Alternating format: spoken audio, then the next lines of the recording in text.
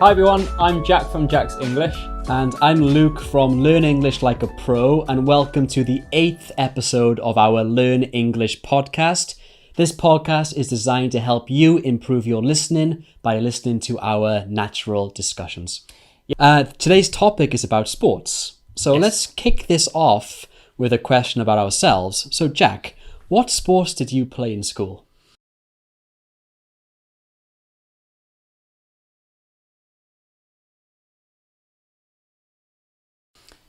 I played so many sports. I'll give you a list first. Obviously, football is a big one. Rugby, which I wasn't very good at. I'm too small for rugby. Tennis, hockey, various other games we played. Sports Day was a big one, which has got all these different types of sports. But anyway, big ones for me were probably tennis and football. I played football in PE time, which is physical education. And we played football, I think maybe 2 or 3 times a week. And then with my friends, I played so much in the evening. And I think the big thing about sport when I was young was just the variety. We played so many different types of sport. How about you? Well, mine's quite different. Actually, in school, I never played football. Oh, yeah. I come from Wales in the UK, and our national sport is rugby. So because my school wasn't a particularly big school and didn't have that many sports teachers, we just focused on rugby. Okay. So there was no football team, just a rugby A team and a rugby B team. Kind of A's were the good guys, B's were the less so good guys. So where were you? A team, obviously. Oh, great. Winger. And also, like you mentioned, we had Sports Day. This was, for us, a much more of a athletics day, like a mini Olympics kind of thing. Yeah. So we did 100-meter sprints, javelin, long jump, high jump, all of these kind of Olympics-based sports. Yes, we did the same. What did you do in your sports day? So 100-meter sprint. I'm a sprinter. I'm the opposite, so I'm a long distance. So nice. I used to do the 1,500 meters. Yeah. When I was young, I used to do a lot of cross country. Okay. But in the sports day, I think the longest you could do was a 1,500. What's that? 7 laps? I can't remember. I know it was something and a half laps. Yeah. But I can't remember. But it was, well, I suppose if it's, I think a whole lap is 400 meters. Right. So, maybe 3.5 laps. Okay. Enough to be very tired. Yeah, sure. But that was my event, and I did some international cross country races and some various things. So yes, I'm the opposite to you. I was kind of thin and long distance. That's what nice, I used to do. Nice. Also, we played a lot of rounders in school.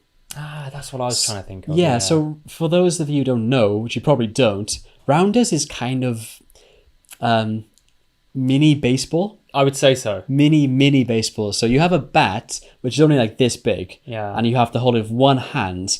And the bowler has to bowl underarm. Yes. With a tennis ball, With a tennis ball. It's a very British primary school sport. Yes. A lot of fun. A lot of fun. Yeah. I remember that being so much fun. I actually won the Rounders Player of the Year in my school when Wow. I was 10, and I was very, very proud of that moment. Yeah. Yeah, that was a wonderful game. Right. Another game I forgot to mention is cricket. Cricket, of course. I don't know if you played that, but we played that in school. I was in the team as well, the cricket team, and we used to play that in the park all the time. Yeah. So, I had my stumps, which is the sticks you put in the ground. I had my bat at home and the real ball. It was a big part of my life, actually, playing cricket. Yeah, I never really played cricket. No. Like I said, my school, I guess, was a bit limited in resources because we come from a very small part of the country. But we just had one rugby teacher. Yeah. For a couple of thousand students. Honestly, I mean this. A couple of thousand students just had one rugby teacher, and every boy played rugby. After school, we played football in the park. Yes. I think because what makes football a great sport is you don't need much stuff. You need a ball and 2 jumpers as a goalpost. That's what we did. Same thing. Rugby, you need a bit more. You need a referee, and you need teams and organisation. So yes, I think that's why we play football a lot. Do you play cricket in Wales? Not really. No, not really. I don't think it's big there, is it? Not really. No. That was a big one for us. But yeah, same for us. Football after school, almost every night. We went to the park. jumpers off, you put it, and when you got the teams, you've probably got skins, which means that you take your t-shirts off, or your t-shirts, you leave it on. So it's interesting. That was a huge part of my childhood. Well, that's a good segue. So the next topic we're going to focus on is football in Britain. Okay. Yeah. So my question for you, Jack, is: do you support a team currently?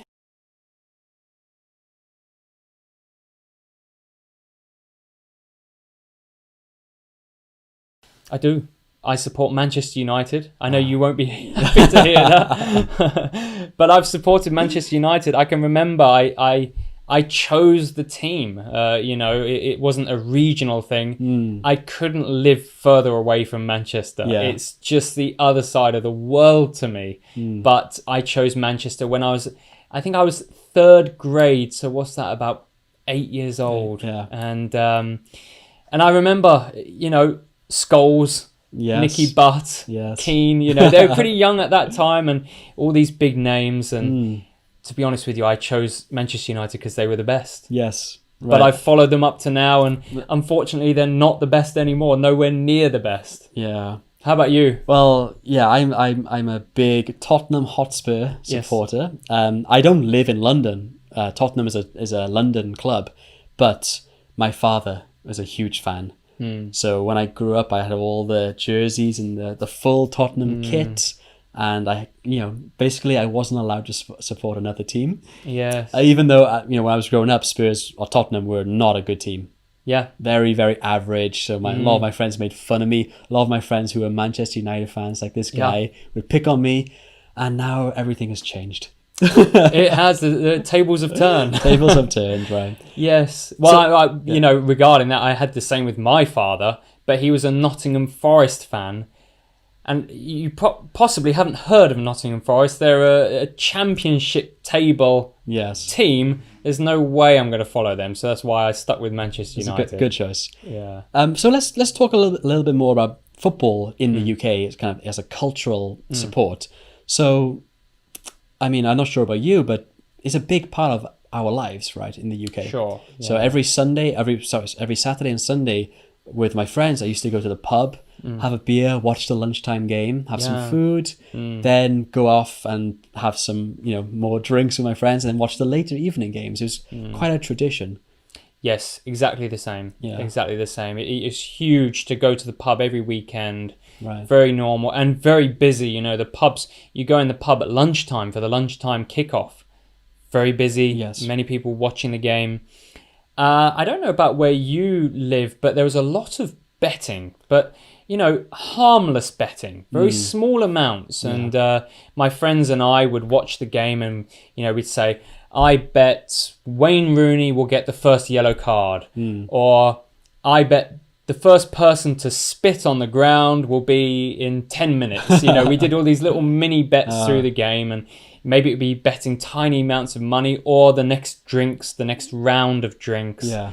How about for you? Did you have that kind of betting culture? Not quite as specific as that, but I did bet with my friends a lot about games, kind of outcome of the game in its total. Okay. So for example, like Tottenham will beat Man U in this game. Here's £1 bet. Yeah. Yeah.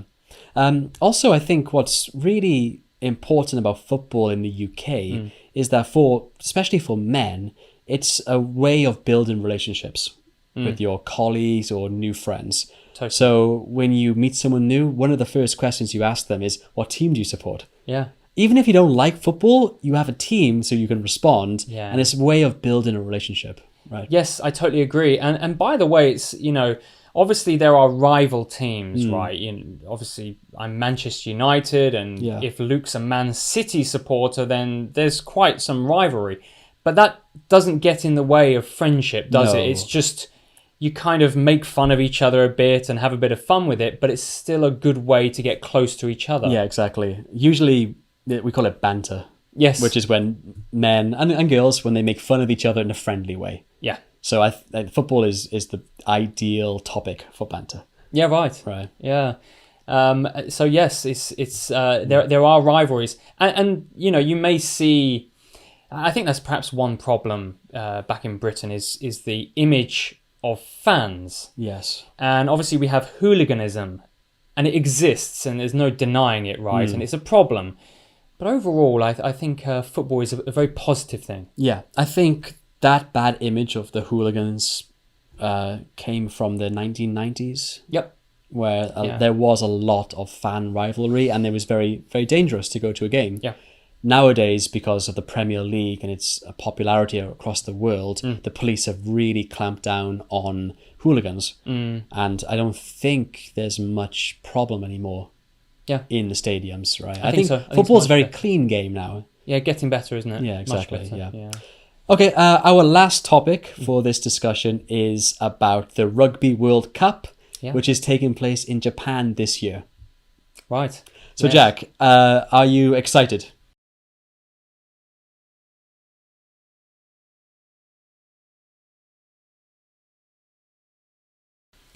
I am excited, and I'll tell you why. I do love watching rugby, firstly. We do have a good team. Yes. We have a big rivalry, actually, don't we? Yes, right. Luke supporting Wales, and I support England, and unfortunately, we lost last time, didn't we? Yeah, we did. Currently, Wales are number 1 in the world for rugby. Yes. So the reason I'm excited is because there won't be much of a time difference. Will there be a time difference? No, Perhaps no not time, even an no hour. time difference. Yeah. So we'll be able to watch it very comfortably. I know. For those of you who are not aware, rugby is a sport that's often confused with American football because the ball is a bit of an oval shape. Yeah. And it involves very, very big and strong men running into each other and trying to get across the other team's line to kind of score a try. We call it a pointer try. What do you think are the big differences between rugby and American football? Well, I think it's a completely different game. It's just the ball is the same shape. There's so many different rules. I don't think it's easy to compare, actually. However, what's interesting with rugby is the countries that are actually involved in the sport. There are not many. So we call it the Rugby World Cup, but in reality, there are only 7 or 8 countries that actually play rugby professionally. So we have all of the UK, Ireland, Wales, Scotland, England. Then we have France and Italy. That's 6. Yeah. And then we have New Zealand, Australia, and South Africa. And Argentina. And that's pretty much it.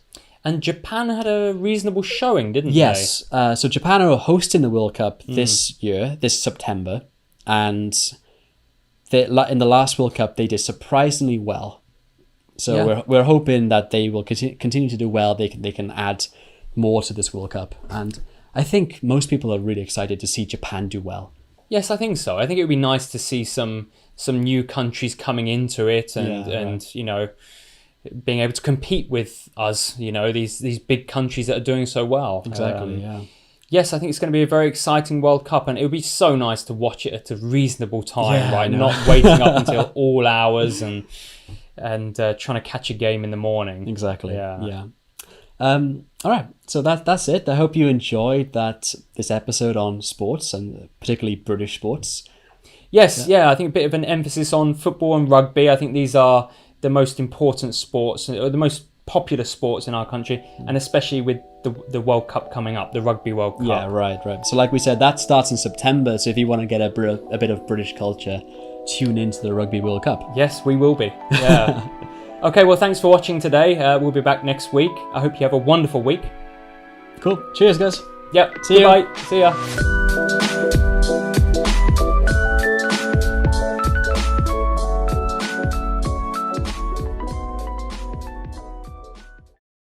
Everyone, I'm Jack from Jack's English. And I'm Luke from Learn English Like a Pro, and welcome to the newest episode of our podcast, which is designed to help you improve your listening skills by listening to our natural discussions in English. Yes, and we have a very special episode today because we have a guest. So would you like to introduce yourself, Britty? Sure, I love this occasion. Hi guys, my name is Britty from Figlish. Nice to meet you all, and I'm very excited to be on the show as the first guest. First guest, yes. You're lying about it. We're around episode 15. No, you really are the first guest, so it's a special achievement for you, I think. Yeah, yay. I think it's a special achievement for us. Yes, I think get so, a guest. Yeah, yes. Yeah, right. So we have a special episode. So we've got Britty, who's from America and has a lot of experience in America, and we are obviously from Britain. Yes. So that's the theme for today. We're going to be talking about Britain versus America. And we're going to start off with a game. Okay? We're going to start off with a game where we're going to introduce our slang words, 3 each, and see if we can guess and see who can get the most right. Right. Let's see. So, how should we do it? Should we start with the guest? Yes. Do you want to go first? Sure, Pretty- lady Do first. number Ladies one, ladies first, first. yes. Yeah, I can should say finally that, lead right? a little bit. Yeah. Right. So, do you want to go with number 1? Okay, number 1. Should I just hold it? Yes. Yes. All right. The first American word that British and Wales might not know is nail. Okay. Nail. Nail. Hmm. Is this? Can I ask? Yeah. Is this a nail? Is this a nail? Is it a verb, a noun, an adjective? It's a noun. It's a verb. It's a verb. So To nail something. Well, in the UK, to nail someone has a very different meaning. You can Google that yourself. Yes. What is it? What it means to. I'm going to make my guess first. To nail, I think I've heard something like this, and I think it's to do something successfully. Oh, really? Okay, use it in a sentence. I nailed my exam. Oh, I've heard that on TV. Am I correct? You are correct. I'm correct. nice. Oh, Good job. 1 I point. nailed Right. it. Yeah. Okay, I'm going to go with my number 1. My number 1 is hench. Hench. I also have no idea. This so is an adjective. adjective. You describe someone as hench. He is hench. What a henchman. Jack is hench. Yep, I like that. Really? So I have no idea. Oh, you said okay. Is it a positive or It's a positive thing. Hench, maybe like somebody who's neat, like diligent, No. hardworking. Well, Jack seemed really happy when I said Jack Yes. is hench, and maybe muscular and well built. So it's We not. have a winner. Is it really? Winner, Oh. chicken dinner. I had no Yes. idea. That's such a Chicken guess. dinner. Yes. Just So- literally from your facial expression, and you did this after. Oh yes, I did. Oh. Yes. Did this, so I hench felt like, oh, he's is- puffing out his How did chest. I miss Right. out on that? Hench is to be very muscular and large. Oh, okay, So interesting. if you You call me lost me. hench, I'll be very happy. You're not. Yeah. Not that There you hench. go. Yeah, You're a that's little why I bit. didn't get it right. You're a little hench. Okay. My first slang word coming from Wales, so it is tampin.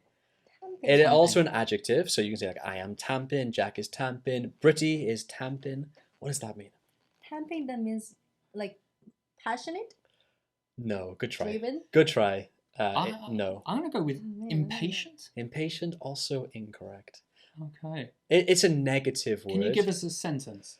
I don't want to give you too much because you'll just guess it, but okay. So I He's had a to. handsome man. I had to wait. I had to wait in line at Starbucks for 20 minutes today, and I was just tamping. Oh, that sounds like impatient. Frustrated. No, well, Go on then. Give us the it's answer. just Discouraged. it's just angry. Oh, angry. Angry. I was just Right, angry. yeah. I am tamping means in Wales I am angry. There you go. It's Welsh Right. slang. There you go. It's really common. My Oh, right. my mother says this a lot. Oh, really? I'm just tamping, Luke. I've never I'm heard that. tapping. Tapping. Go on then. Let's have your next one. Okay. The next one, I hope you guys are getting hungry. It's jam. Jam. I Jam. do love strawberry jam. Oh, me too. Everyone Me does that. too. That doesn't. It's not special. Is this a verb or a noun or? It's a noun. Yep. And also a verb. I'm looking at 2 different meanings. I hope you guys get Like one he's right. at least. jamming, like that, like to play music and without what's the word? Without plan. Or Yeah, right. Kind of Close. freestyling. Close. close. Oh. If you want to jam, in terms of like music, you need somebody else to jam with. Oh right. True. For Okay. example, oh, I play guitar, you sing, let's jam. Okay. Yeah. Right. Okay. So that's the verb. That's the verb. And what's the Okay. noun then? He's a jam. I'm in a jam. I'm Means in I'm a in a I'm in a pickle. jam. I'm in a bad situation, a problem.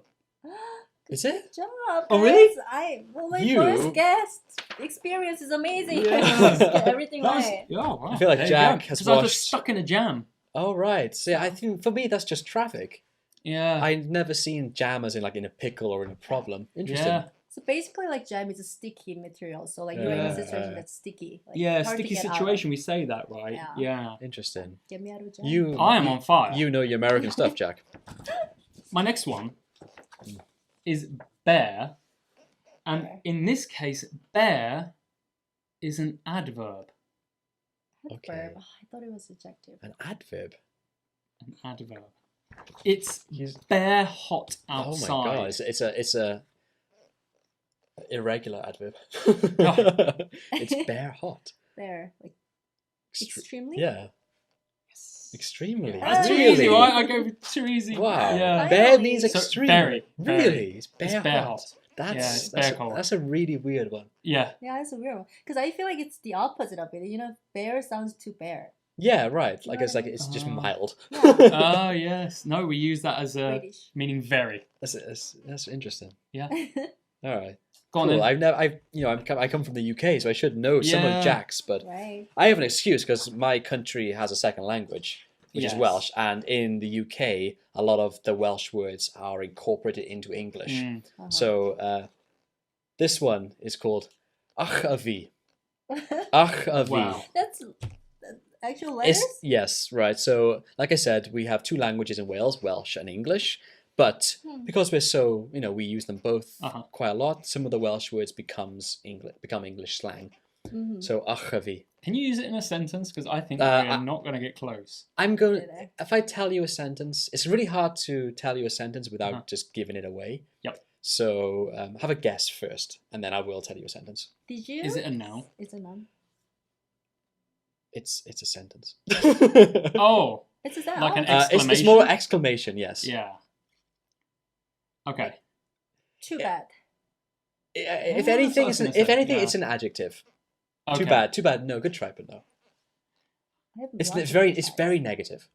Yeah, I was going to say it is an exclamation of frustration because it's got that kind of. No. No. So let's say okay, this food is awful. Ach a fi. This food. Ach a fi. Rubbish. Yeah, kind of, but be more specific. Well, this is not specific. I don't know. Do you want to give us the answer? Disgusting. Oh, disgusting. Disgusting, Oh, yeah. specifically for Yeah, food. yeah. Ach a fi is used for food or smells, which Ah, are just disgusting. disgusting. And Yeah. it's a Welsh word, but like I said, we use it a lot in English. Okay. In Wales. Yeah. Yucky. Ach a fi, yuck a fi. Like yucky. Ah, yucky. Yeah. Yucky, right. ach Oh, a fi. similar. I should have guessed that. Yeah, right. So Welsh. Okay. There you go. Let's hear your last one.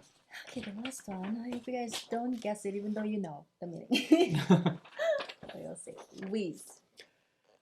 Whiz with a W. So whiz in the UK, just Yeah. W-I-Z, means to take a pee. Or Yes, to- it does. To go for a whiz. Go for a wee. Interesting. So Yeah. whiz, I know whiz cheese in Whiz America. cheese. Is that right? The creamy cheese. Oh, I don't know. Maybe I Can you, made that up. Can you give us a clue? Sure. Well, I can call you guys English whiz Oh. or like computer whiz. Like he's a I know We now. Right. But we never say this, but I know it from films Yeah. to be It's- clever, right? To be a genius at Very something. good at something. Very good. Yeah, Exactly. the English Ah. whiz, a genius at English, right? to be talented in something. Yeah, I didn't know that until you gave the It's a sentence, whiz but kid. when you said it, I Yes. popped in my head. Computer whiz Yeah, kind of rang a bell. interesting. Right. It's funny because we know these American terms from TV Yeah, shows, we- but we just don't. It doesn't come to us naturally. Exactly. Yeah, we do hear it a lot. Yeah. And the last one is my favourite. Jack for Jack. Jack. Jack for Jack. Now, Jack in British English can be a verb to jack something. I'm jacking Jack it. something. Oh, destroy something? No. My car got jacked. That means my Yes. car got destroyed in American English. Oh, okay. Well, Oh. that's a good example. My car got jacked, but it doesn't mean destroyed. Now I know You can know from. because it's like hijacked. It's a Oh, shortened yes, version yes, of it must hijacked. come It's like from that stolen, one. right? Stolen, yes, Stolen. So, Oh. but can it be like my camera got jacked? Yeah, you can use it for anything. So You can it's stolen. and Interesting. and you can say it, in the active form as well. I jacked his bag. I jacked his wallet. Mm, Snitch. Yes, snatch. Yeah, right. Uh-huh. Yeah. Yes, right. So interesting. that's the last one, Jack. Bit of a negative meaning, but yes. Jack means a Jack. lot of things. Yes, it does. Great name. All right, Yes. I'm going to go for another Welsh word, which has made its way into English language in Wales, and it's called cwtch. Oh man, all Kutch. this spelling, Kutch. seriously. And it's spelled CWTCH, a very weird spelling collection here. Yeah. Kutch, and it's really isn't it a really cute word? It is. Kutch. Kutch. Like tishy. Well, we do that, right? Coochie coochie coo. With Kutchy, babies. yes, we do. So it's a verb. You've told me this. I can't remember. Yeah, I did tell you. It's very. If you go to Wales, you'll see lots of souvenirs with this word on it because it's such a famous Welsh slang. That means like nice, excellent. No, but it's positive, like you said. But no. I can't remember. You've told me. Okay. Jack, come here. I'll give you a kutch. A hug? Goodies. A hug. Yes, it means a hug. Wow. A man. well, more than a hug, it means a cuddle. Okay. When you're like you want to, with your Right. child or your Yeah. boyfriend or girlfriend, you give them a cuddle. Cuddle. Yeah, we say Does kutch. it come from clutch to clutch someone? Well, it's a Welsh word, so from a different Yeah. language. But yeah, we say this all the time. And actually, I didn't know this was a Welsh word until I was 20 when I went to university. And people were like, "Wait, what is kutch?" I'm like, "You don't what? You don't know?" Yeah. It means cuddle. So I have a poster in my house which my mum bought me, which says, "Anyone can cuddle, but only Welsh people can kutch." Ah, And right. I thought that's so true. That's Yes. nice. We're very good at kutching. Yeah. Very nice. Very nice. Well done. So that's our our vocab game Yeah. done. Thank you very much for watching. Yeah. And Britty, do you have anything you want to tell the audience? Sure. I had a lot of fun. I mean, time flies, so I wish there was more time. But Yep. anyway, it was really a great honor to be here as the first guest. Yeah, thank Okay, you I'm for gonna- coming. If you guys want to follow me on Instagram, my link is right below. It's Fitglish. So yeah, follow Yeah. me and then learn more about Yeah, definitely English follow stuff. Brittany, Britty, sorry, and love on name, and have a great day, everyone. Thank you for watching. Yes, thanks for watching and see you next week. See you. guys. Ciao. Bye-bye. Bye.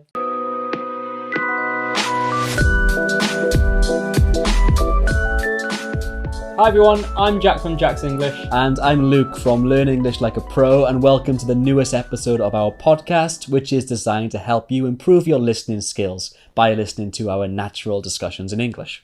Yes, and I'm very excited about today's topic. It's Why? one of my favourites, pubs. Okay, I cool. miss them so much. Yes. So let's talk about pubs. Can you tell us what are pubs like in Britain?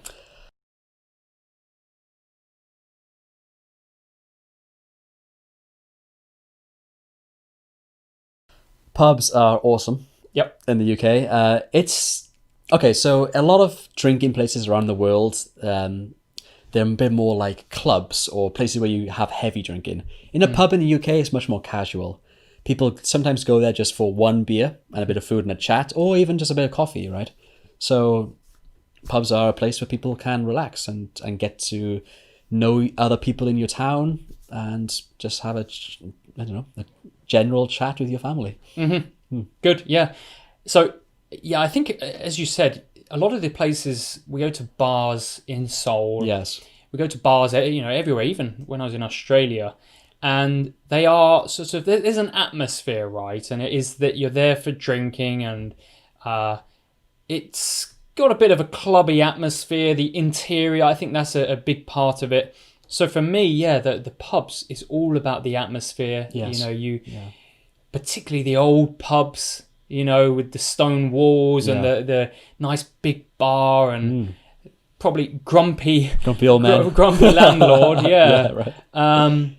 But yeah, I love that. Yes. So yeah, for me, pubs are the same. Pubs are, yeah, it's a place where I think important thing is the whole community gets together. Yeah. So we have our local. Our local is the one we go to, and we don't go elsewhere, right? I mean, perhaps you do when you're younger and you Yeah. meet your mates somewhere, but I think as you get older, Stick to one. that's your Yeah, place, right, and right. you don't change, and you Yeah. like that place. You get to know the landlord, Yeah. But like I said, it's not a place where you go to get really drunk. right? Like, yeah, you can get drunk there. Obviously, Yeah. they are there to sell you alcohol, but it's much more of a social, casual place than a lot of drinking places around the world. Yeah, I agree. An interesting thing with pubs, and I suppose this is more interesting when you compare to Korea, is that food is a separate thing. they, most places sell food, and that's a big part of it for me, actually. I love pub meals, but it's, you don't go there to eat and drink together, right? True. You go and you have your meal, and then you drink, or probably you just go there for, as you said, sort of slow drinks, and maybe you have some nuts on the side. But have you heard about nuts in pubs? No. No. So, as you know, at the bar, there's shared nuts. There's these bowls of nuts. Oh, yeah, sometimes. Sometimes, not every pub, but certainly the sort of older traditional pubs, they'll put out nuts.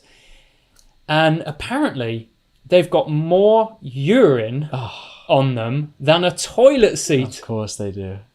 Drunk old men not washing their hands. Yes, it's awful. So I used to enjoy, having a pint and a few nuts. Well, now it's just the pint. Just a pint, yeah. And perhaps a pack of nuts, you have that on the side. But, that, as you know, it's not common to actually eat with your drink. Yeah. I suppose our drink's too filling?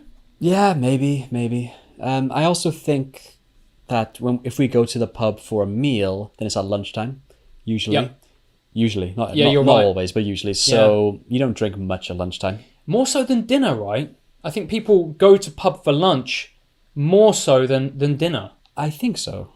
Yeah, I used to work in a pub, as in most British people did when they're young. Yeah. And we typically stop selling food at about 5 o'clock. Yeah, right. Because lunch is done. Now people come to the pub to have some drinks, maybe. Yeah. So I think in the evening, people either go to a restaurant first and then go to a pub, or they eat at home and then they come. Yes, right. But they do come for pub lunches. Pub lunch, yeah. Anyway, let's talk about what people do in pubs. So what do people do when they go to pubs?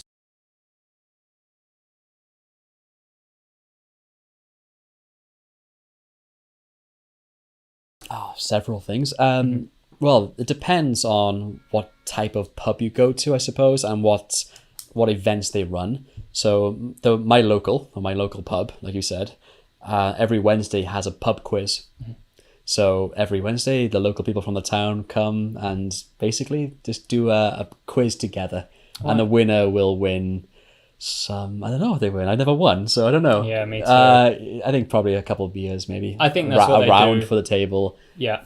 So that's one thing, pub quiz. A lot of people watch sports. So of course, on Saturday and Sundays, we have the Premier League playing. So people go there to watch the football. What else? Yeah, well, another thing, a big thing back home is the darts. Darts, yes. Playing darts. Yeah, sure. Because not only do you go there and play darts with your friends, but each pub has a team. Yeah, that's true. Is this the same back in Wales? Yeah, that's true. Yeah. Yeah, and then you've got a team, and then in the area you've got a league. Yeah. And if you win that, there's a national tournament. It's a big deal, isn't it? You can really go far with darts. And I think darts as a sport is so strongly connected to pubs, isn't it? You go to watch the darts at the pubs, you play darts at the pub. So yeah, darts is a big one. Pool as well. Yeah, sure. Yeah, pool. Not snooker, too big. Too big, yeah. But pool is a big one. Yeah, and it's in the UK you actually have to pay to play pool. Yep. In a lot of other countries around the world, the pool table's free. Yes, right. We pay £1 per game. Can you imagine that? That's so yeah, expensive. That's an awful amount of money, isn't it? So, just to play one game. Yeah. One game doesn't take long. Exactly. Yes, so there are watching sports is big, as you said. Playing sports. Also just a place to gather with your friends, right? Yeah. It's a place to go to socialize. Right. So, and again, we'll talk about Korea. We live in Korea now. In Korea, mostly people go to socialize at coffee shops. Yep. We have a cup of tea, a cup of coffee, a smoothie. For us, we don't have that many coffee shops in the UK. That's not true. We have loads of Starbuckses, but we don't have many relaxing coffee shops. Yeah. So instead, we go to a quiet pub. Yes, it's definitely the place to meet. And I think especially as you go out into the countryside or the smaller towns, it becomes more important in the community. Yes. And that's another thing regarding socializing is people will just go by themselves and they know that their friends will be there, the local people. And then, of course, they're probably friends with the barman as well. Yeah. And it's just, you go there to be around people, people you know. Yeah, true. So, now the thing I really want to talk about is, what do you miss most about pubs? Because we can't get them here. So what do you miss most? Yeah.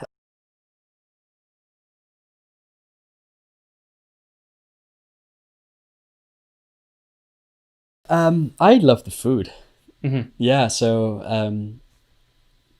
when I go back to the UK, my grandfather's always really excited to take me to the local pub to have food together. He always talks about when I call him, like, oh, the Swan, the pub name. Oh, it's got a new dish. That's our one as well. Oh, the really? Swan. Yeah. Swan's got a new menu, and it's Yeah. just it's amazing. You got to come, we'll have the curry together. I love that. It's just a place to hang out and have some nice food, casual, easy food, but with your family, and yeah, just relax. What's your favourite pub meal? Bangers and mash. Oh, really? Yeah, I love bangers and mash. Sausages with gravy and mashed potatoes, if you don't know, with some onion on top. Yes, that is wonderful. Yeah. What's your favourite? Favourite pub meal? Probably something like a steak pie.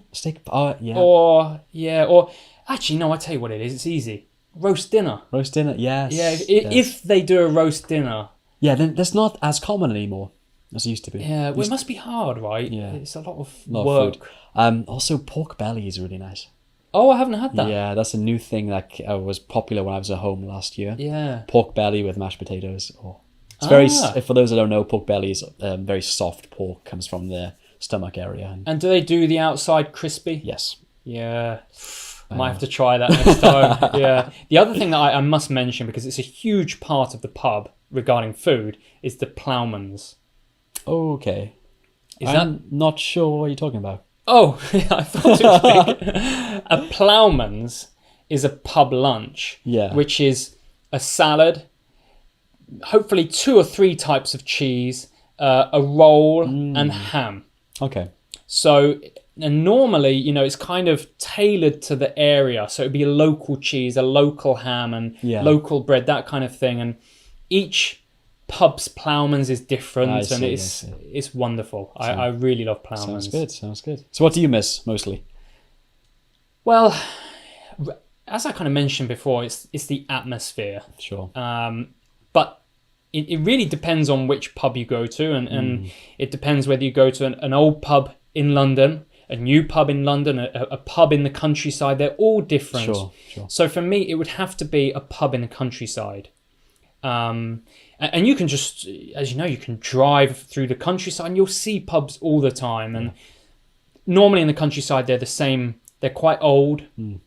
They're a very important part of the community. And they have a fireplace. Do you have a fireplace at home? I used to. Yeah? Yeah. Yeah, I've always had one. Yeah. Well, my parents have always had one, and it's wonderful. Yeah. And I love fireplaces. I really hope I'll get one when I move back to England. But yeah, for me, having a place, miserable weather. Yeah. You pull up in the car park, go in, and the fire's, crackling away in the corner. You get a nice pint. Yeah. That's the atmosphere I miss. So hopefully, I'm going back this winter. Yeah, I'll me be able too. to experience. Yes. Yeah. Well, hopefully we can experience together. Yeah. Get some pictures. Snowy day. Get in there, crackling fire. Yeah, we'll get some pictures up. Yeah. Okay, great. I think that's really nice to talk about pubs. It makes me miss it more. So thanks for watching today's episode.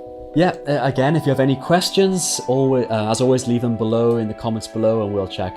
Yes. Thanks very much for watching. Have a great week, and goodbye. See you. Bye-bye.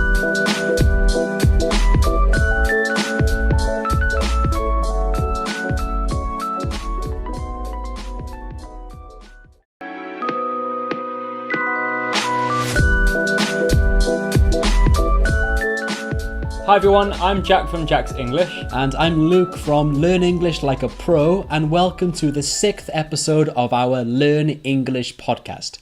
This podcast is designed to help you improve your listening skills by listening to our natural English discussions. Yes, and don't forget there's a free download in the description of YouTube or your podcast where you can download a podcast handout with all of today's vocabulary and expressions, and also some listening questions and answers. So make the most of that. Yes. And today's topic is about seasons. Yes. So let's kick this off with a very simple question. So Jack, What's your favorite season and why?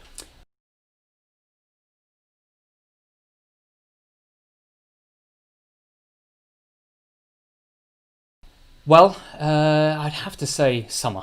Okay. In obviously, I lived in England for a long time, and the English summer is very nice.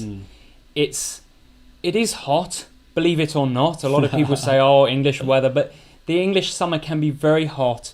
And one of my favorite activities is a barbecue. Oh, nice. So summer barbecues are perfect. I love them. Being outside, the family in the garden with some ciders. Ciders, I'm not sure if you have this in your country, but cider is my favorite drink. And it's how can we call it? Like a fermented apple drink, almost like an apple beer. It's apple beer, right? Yeah. That's the best way to describe it. So sitting outside, ice cold cider and meat on the barbecue, some salads. That's perfect. Yeah, right. Well, you stole the best season. So Yes. I'm gonna go for winter. Okay. So actually the UK winter in terms of the weather is not great. It's dark early, it's pretty cold, and it rains a lot. But for me, I love action sports. Okay. So when I grew up, I lived right by the beach, so I went surfing all the time.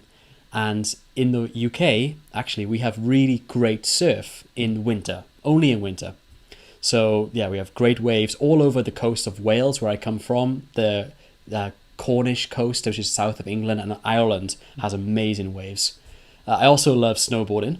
So we don't have anywhere to snowboard in the UK, but I went to France quite a lot to go snowboarding. So I think I have to go for winter just for the action sports. Isn't it, obviously it is good for those kind of sports, but I know I live quite close to Wales, and it's such a wet season. And it actually, where I live, because we live in we live in a forest actually, it really affects day-to-day life, and you can't really walk because it's so muddy. The sun rises so late in the morning and it sets so early in the evening. Isn't that an issue? Oh yeah, totally. Yeah.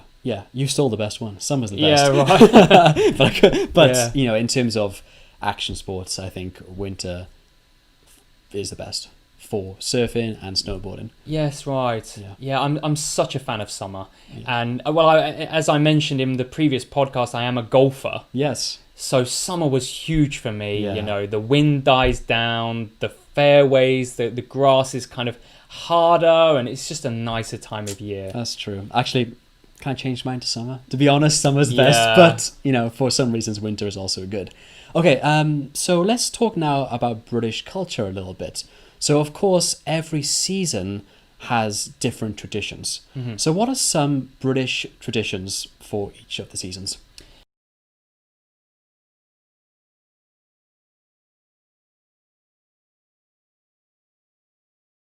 Well, I'll stick with summer again. And I think, certainly where I live, festivals are a big part of summer. Right. So, yeah, where I live, I mentioned it in a previous podcast, so I won't go into it too much, but we have this huge Folk Week festival, which is a summer festival. It's actually a month long, or perhaps even more. Lots of, singing, dancing, events, fireworks. So that's the first thing I would mention is summer's just, everyone wants to be outside and enjoying themselves. Yeah, that's true. Summer in the UK is really nice.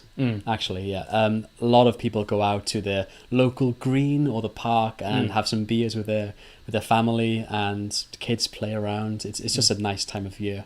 Yes. However, you stole summer again, so I have to go back to winter. So, of course, Christmas is a huge deal in the UK. Yes. Everyone celebrates Christmas with a lot of excitement and joy. So I think, definitely winter has some good traditions. We have Christmas markets, for one, which I'm not sure if you're aware of this, but every town has like a designated spot where they have little stores which sell Christmassy goods and treats, like Christmas snacks, like apples and toffee and mulled wine, which is hot wine. And they have Santa Claus. Hot cider too, right? And they have Santa Claus walking around to entertain the children. Yes. Usually an ice rink in the middle Yes, where yeah. you can go ice skating and listen to Christmas carols as well. And on top of that, they have beautiful Christmas lights and a beautiful Christmas tree. Yes. So I think those winter markets are pretty amazing. that part of winter is wonderful, isn't it? Yeah. And especially if you go to the right place. You know, I went to Edinburgh in nice. Scotland, and Yeah. that was a wonderful Christmas market and so much to do there. Yeah. And I think in England, we in the whole of the UK, we really celebrate Christmas, don't we? Totally. We really enjoy that. Oh yeah, especially for Christmas week, the week around Christmas, everyone is so happy. Yes. So people are off work. Yeah. Kids are excited for Christmas. Yeah. Everyone's just very cheerful and very Yeah. friendly at this time. So it's a wonderful time of year. And I think also, I suppose this is kind of a tradition, is that after Christmas you've got the Boxing Day sales. Yes. It starts on Actually, it's the January sales, isn't it? Right. But it's nowadays it starts on Boxing Day, the 26th, and it's a month of really hardcore sales, isn't it? Oh, 2 years ago I bought this really nice jacket, which was £300. Yep. And I got it for like £50 on sale. Really? It's amazing. Yes. So if you are thinking of going to the UK, right. really make the most of that. It's wonderful. I suppose a tradition, isn't it? It's a shopping tradition. Exactly. But coming back to summer, what another regarding the festivals, we do have huge music festivals as well, don't we? Yeah, and actually, two of them, I'm sure you'll mention them, Reading and Glastonbury, are world famous festivals. Yeah. Yeah. Hundreds of thousands of people go to them, don't they? Yes. And there's much more than that. There's the Leeds Festival as well. Yeah, right. Isle of Man. Yeah. Yeah. Yeah, there's some great festivals, even down in Brighton and other places like that. So summer's a huge season of festivals. Yes, totally. Yeah. And it's because the weather's so nice. Yes, yeah. Yeah. Okay, now let's move on and talk about the best season to visit the UK.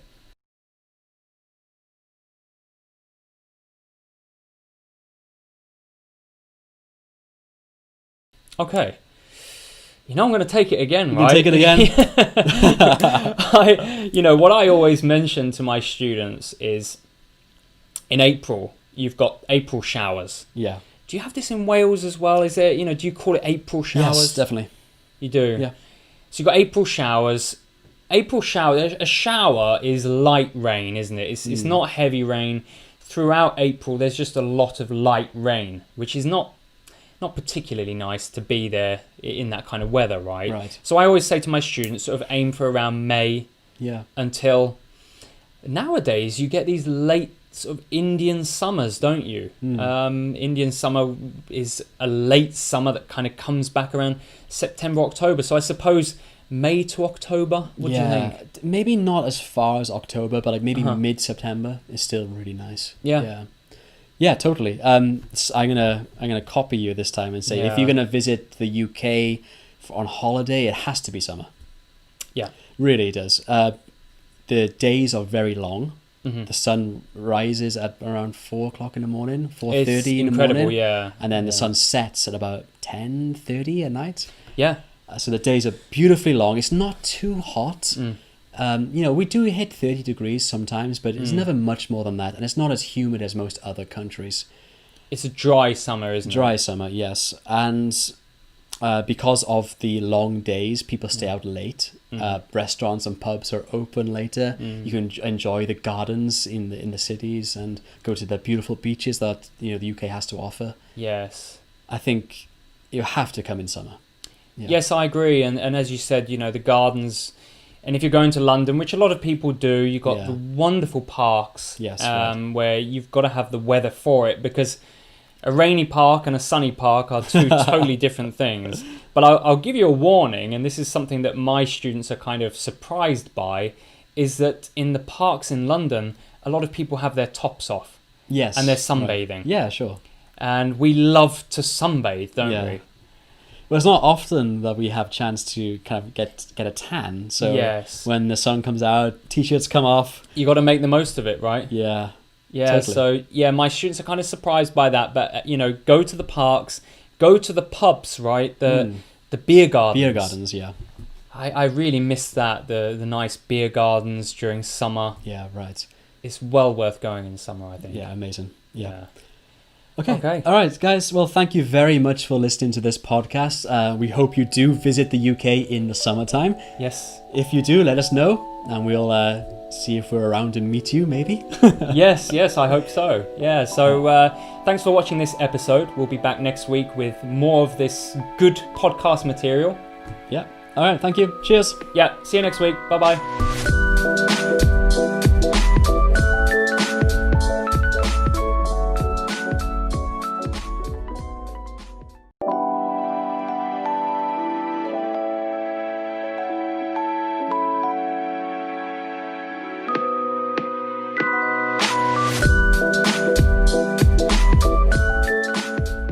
Hi everyone, I'm Jack from Jack's English. And I'm Luke from Learn English Like a Pro, and welcome to the 4th episode of this podcast.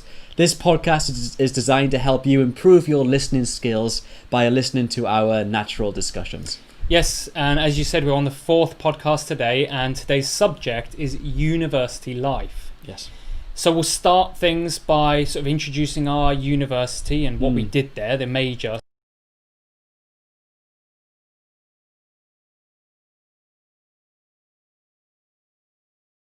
So how about for you? Which university did you go to? So I studied at Cardiff University, and my major was history. Mm-hmm. Yep. How is that university? Was it a good university? Yeah, it's definitely a well-known university in the UK. It's in the top 10 usually, or top 15 always. And it's I think overall it's got a great history. It's a good student base, good alumni. I think it's a good nice uni. campus. Yeah, beautiful campus. Really? Yes, yeah. It's kind of spread out over the city, so you do jump around from town to town within the city. But yeah. Oh really? Yeah. So it's not all in one place. No. Okay. And how about your major? What did you study? History. History. Yes. And was it good? Was it Did you good? enjoy studying that? I loved it. Oh, okay. I did. I loved every moment of it. Yeah. I've always liked to be fascinated with history. Yeah. However, as most history majors realize once they've graduated, is that there's not many jobs for historians. Yeah, that's the problem, isn't it? So a lot of people move into teaching, or go into a different field altogether. Okay. Yeah. Yeah. How about you? What do you do? Where do you study, and what was your major? Well, mine's a bit unusual because it was here in Korea. Okay. I went to a university called Dongguk University, which is in the center of Seoul. The campus is all in one place. Yeah. And it's on a hill. It's actually on the side of Namsan. Okay. Namsan Mountain, which is in the center of Seoul. And the campus is nice. It's very nice. It's quite big, but it is in one place. So Okay. you walk everywhere. Yes. And it's fairly modern. I guess the unique point of it is that it's a Buddhist university. It's funded by Buddhism. You follow Buddhism while you're there. We have to do various subjects to do with Buddhism and study Buddhism. I see. Regardless of the major. Okay. That's interesting. Did you enjoy that? Yeah, I did actually, because it was very interesting to learn about that religion, which I had very little knowledge about. Sure. And I studied business. Okay. Which was fantastic. It really was interesting because I am interested by business and marketing and things like that. And quite useful. Yes. It's quite useful. But overall, it was a very interesting subject. And I also did various other subjects, like kind of supplementary courses, things like English language teaching and meditation classes, which were interesting. Yeah. And unfortunately, a lot of Korean, presentation classes. So I had to do presentations in Korean. Oh, I see. Learning lots of different skills. Okay. That, I think they were valuable. Why did you choose business? Why did I choose business? It seemed like a very useful major at the time. And for the most part, I think it was. As we talked about in our previous podcast, I do run my own business now. And I've applied a lot of the knowledge in the business that I run. Okay, So that's good. Yeah. Yeah. Overall, pretty useful. Yeah. Good. So let's talk about our life in university. Mm. So when did you go to? How long ago was it now?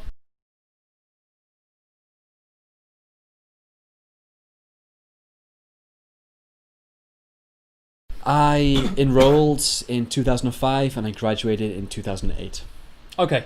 Yeah. Right. A long time ago now. A long time ago, yes. And how was life in university? It was great.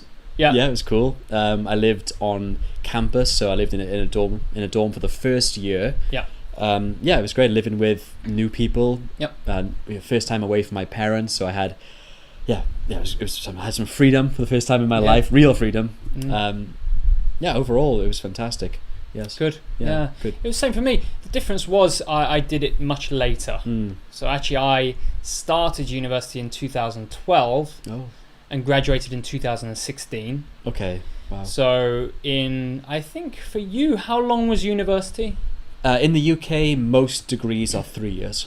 Okay, so for me it was 4 years. Right. That's quite And common, that's- I think, globally. 4 years. Oh, okay. Yeah. Yeah. And I it's think- 4 years, but it was 4 straight years and no sort of job experience or anything in the middle. It was just 4 years. Right. And it was a wonderful time. The sort of unusual thing for me was I was much older than the other students there. And is significantly older, perhaps 8 years older than a lot of them, or 7 years older.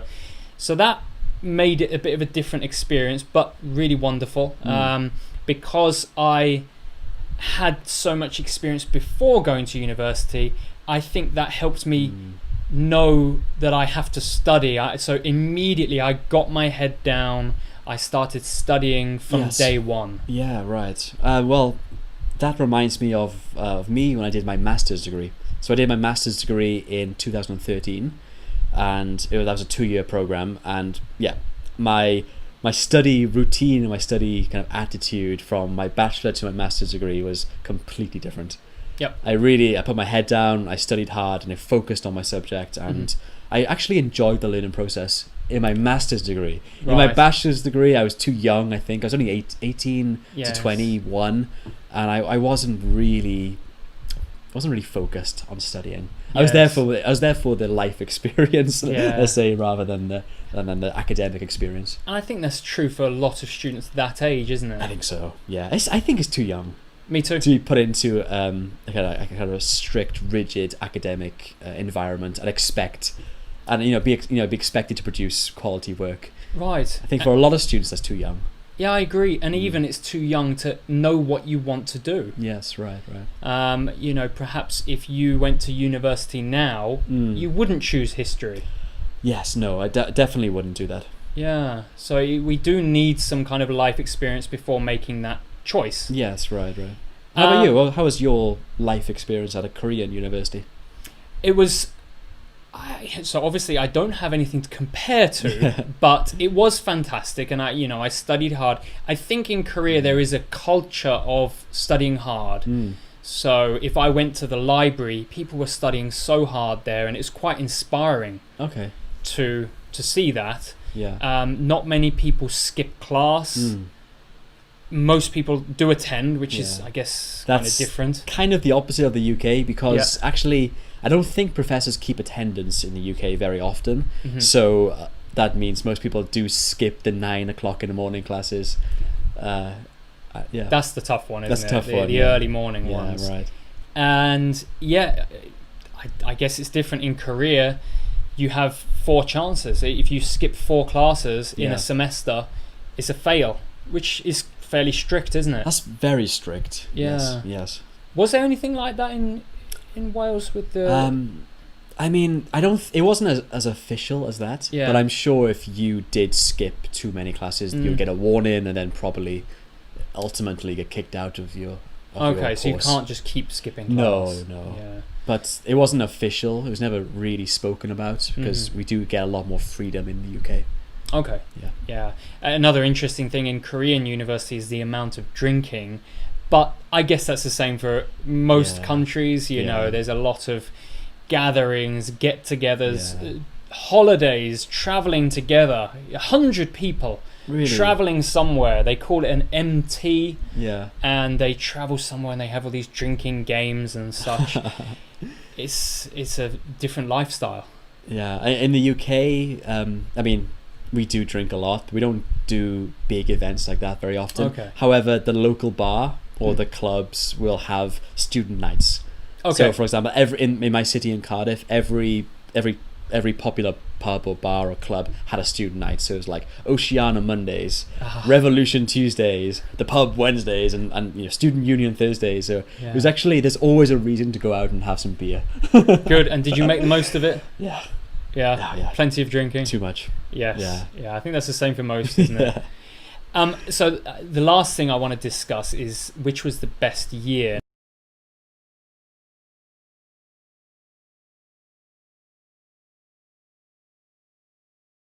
Now, it depends on where you're from. I think you're more familiar with first year, second year, third year. In Korea, they follow the American system. So you've got freshman is the first year, sophomore, junior, senior. Okay. So how about for you? Which was your best year in university? My best year was my second year at uni. Okay. That was because I actually did a semester abroad and I went to Germany to study for 6 months, and that was just an amazing experience. So that definitely broadened my horizons, made me much more confident as a man. At the time I was just 19, but as a man, and it really inspired me to travel. I'm sure that led me here to Korea. Okay. I don't think I would have come to Korea at age 21 if I hadn't gone to Germany first, as a tester.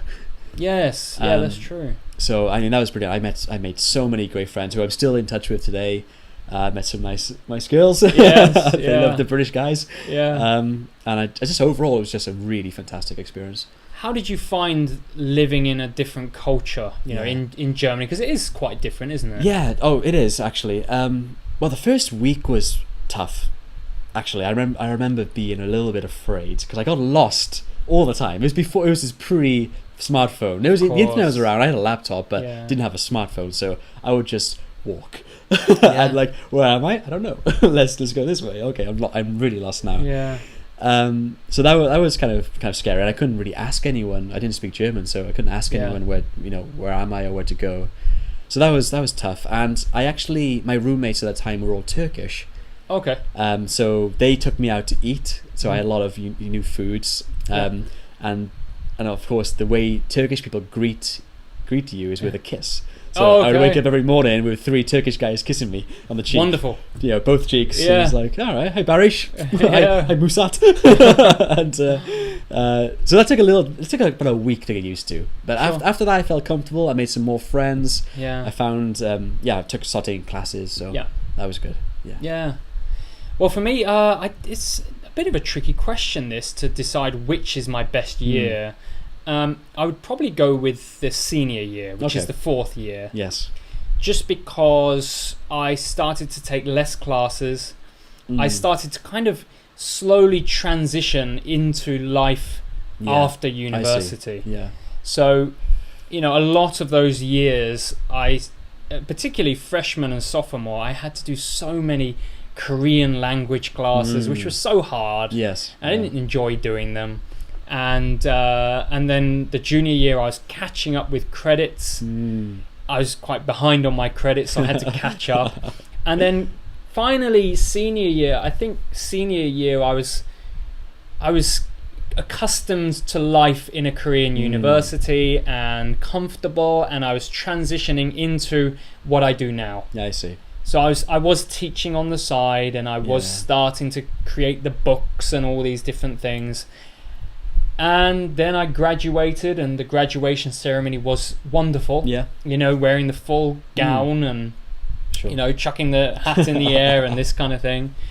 And I even, a bit of a bonus, I got some media coverage because I think it was quite unusual for, at that time, a foreign guy to go through the whole, particularly an English guy, to go through the whole university, graduate. Yeah.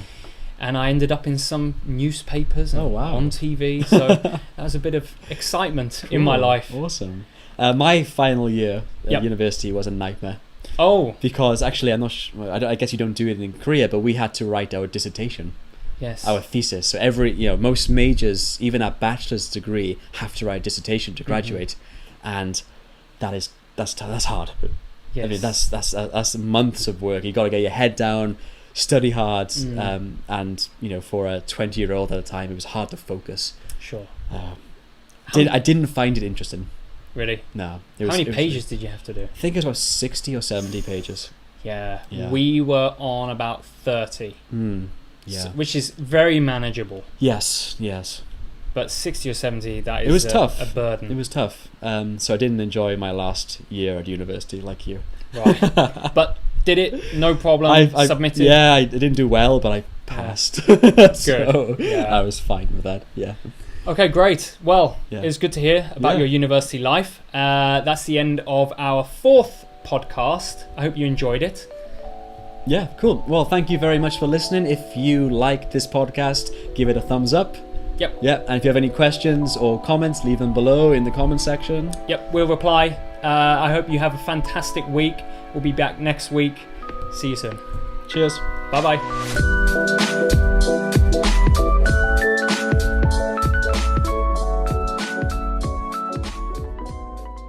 Hi everyone, I'm Jack from Jack's English. And I'm Luke from Learn English Like a Pro, and welcome to the 9th episode of our podcast, which is designed to help you improve your listening skills by listening to our natural discussions in English. Yes, and today we are going to talk about birthdays. Birthday. So let's start with you. Okay. Going back in time now, could you tell us what was your typical birthday party as a kid? Yeah, so I had a group of friends from my small town in Wales, and my mother would always plan a surprise party for me. Mm-hmm. Always a surprise party, so it's not always a surprise, but she would try. And basically, we'd all meet up in my house. I would go out, I'd come back, and then they would surprise me, and have some cake, and then we'd go to the bowling ring near my house. And this wasn't just bowling, it was bowling plus an arcade. Yep. And they had a little jungle gym. Oh, wow. Jungle gym, yeah. they call it that? Yeah, jungle gym. Jungle gym, yeah. And just hang around there and play all day. It was really fun. Yeah, it's hard to recall all these different places when we were kids, I know, right? Yeah, exactly. How old were you when you had this kind of party? So that was, my mum did that until I was about 12. I was a bit old for that. I thought you were like 18. 18 yeah. No, I was a bit old for it when I was about 12 or 13, but she did it for a long time. That's fantastic. Yeah, it was fun. Yeah. I think mostly it was quite good. I remember, I have some good memories from that time. Yeah. Was yours similar or different? No, very different. And obviously it changed as I got older. Obviously it changed as I got older. But, my most memorable was when I was a kid. Well, firstly, we went to a place called Coco's. Okay. And Coco's was, I suppose, this kind of jungle gym. I guess it's an indoor area where kids can play. You've got climbing things. You've got the ball pits. There was these hanging big sacks of sand that you run between and push your friends, and it was a lot of fun. Yeah, actually, that sounds just like a jungle gym. Oh, is that it? Okay, There's a big play area that's very safe for kids to hang out in. Cool. Yeah, so that was memorable. I suppose it was until I was about 8. I think around 8. And then we graduated to laser tag. Hey, loser! How's not playing laser tag? Because playing laser tag is awesome! Oh, now, have you played laser tag before? Yeah, a couple of times. So I'll explain it for anyone who hasn't, because I haven't seen it here in Seoul. Laser tag is you wear a suit, right, with some sensors, and you have a laser gun, and you must shoot the other team on their sensors, and you score a point, and then I think they're disabled for a moment. They can't use their gun. Yeah. And it's just the most fun. It is fun. I played it a lot too. Actually. Really? Yeah. When I was a teenager. Indoor? Indoor, yes. Yeah. So yeah, we had a place called Laser Quasar. Yeah. And we went there every year. Wow. And it was just the most fun. It was an indoor kind of cityscape. Oh, I see. This kind of like a Batman feeling area. And then you've got the two teams, maybe 10 people. So much fun. Yeah. That reminds me, when I was an older teenager, so around 17, 18, we went paintballing quite a lot. For not my birthday, maybe my birthday, but also definitely my brother's and my friend's birthday. Is that fun? I've never been. Paintballing is like Laser Quest, where you shoot your friends basically in a war zone area, but it's got little balls of paint, and they actually hurt.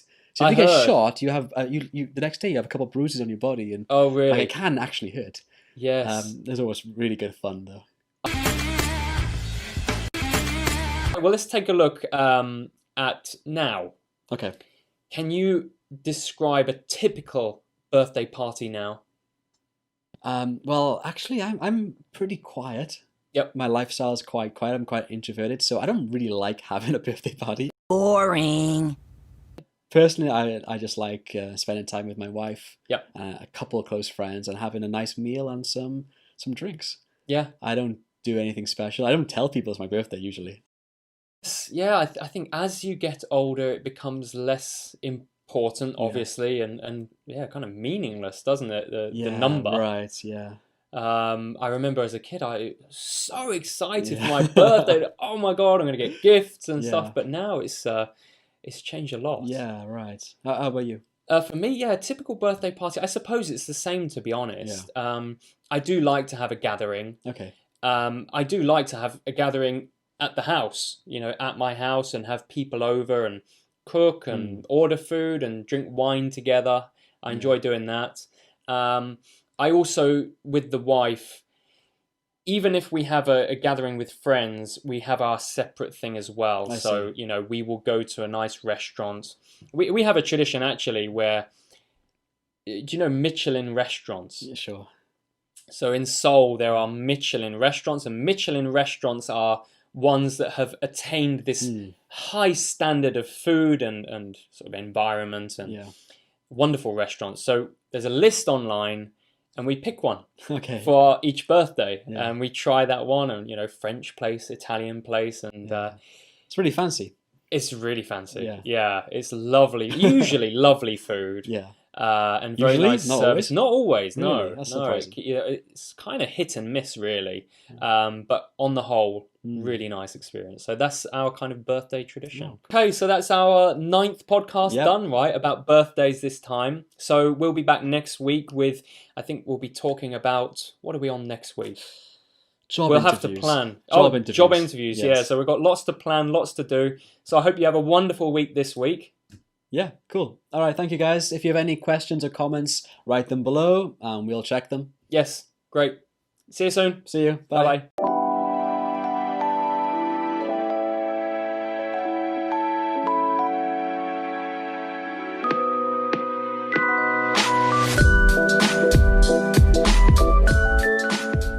Hi everyone, I'm Jack from Jack's English. And I'm Luke from Learn English Like a Pro. And this is the 2nd episode of our podcast, which is designed to help you improve your listening skills through our natural discussions. Yes, and today we're going to get to know each other. So we're going to find out about our hometowns and life in the countries we came from and life now in South Korea. So hopefully you can get to know us as well. Right. So we're going to start off with where we grew up. Yes.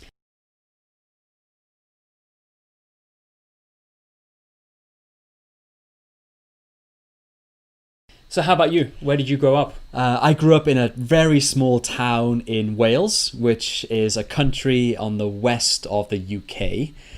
My town was tiny. It's called Porthcawl. It has about 20,000 people. We have a small shopping centre in the middle, which is made up of cafes and little local stores. It's a coastal town. Right.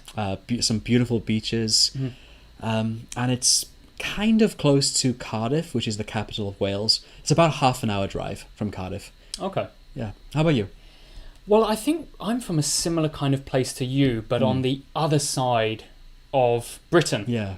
So I'm from England, and I come from the southeast of England. And have you ever heard of Broadstairs? I haven't, no. So, well, I'll tell you so you can Google it, Broadstairs. It's on the southeast coast. Yes. So if you look at England, there's a dog's nose. So if you look at the map of England, you can see a dog's nose on the southeast, and I'm on the actual nose of the dog. So I'm right on the tip. So from my house, you can see France. Oh, wow. So same as you, it's a coastal town, and I think it's pretty small. Yeah. It's famous for summer events, and we have a festival called Folk Week. We have Folk Week. I don't suppose you've heard of that? No. No, I think never. we're too far away, aren't we? Actually, surprisingly, probably the opposite ends of the UK. Yes. Well, I mean, in terms of the horizontal. Yeah, exactly. Yeah. I think it would take us 5 hours or so Easily. driving. Yeah. So we don't know much about each other's Yeah. towns. So yes, we've got a folk week. It's a lot of Londoners come down. So our population is small, but the summer population is very big due to travellers. Yeah. Actually, my town is really similar. So again, a coastal town, definitely a tourist spot for people who live in Bristol or maybe even London. So in the winter, it's pretty quiet. It's a pretty dead town. But in summer, it's heaving.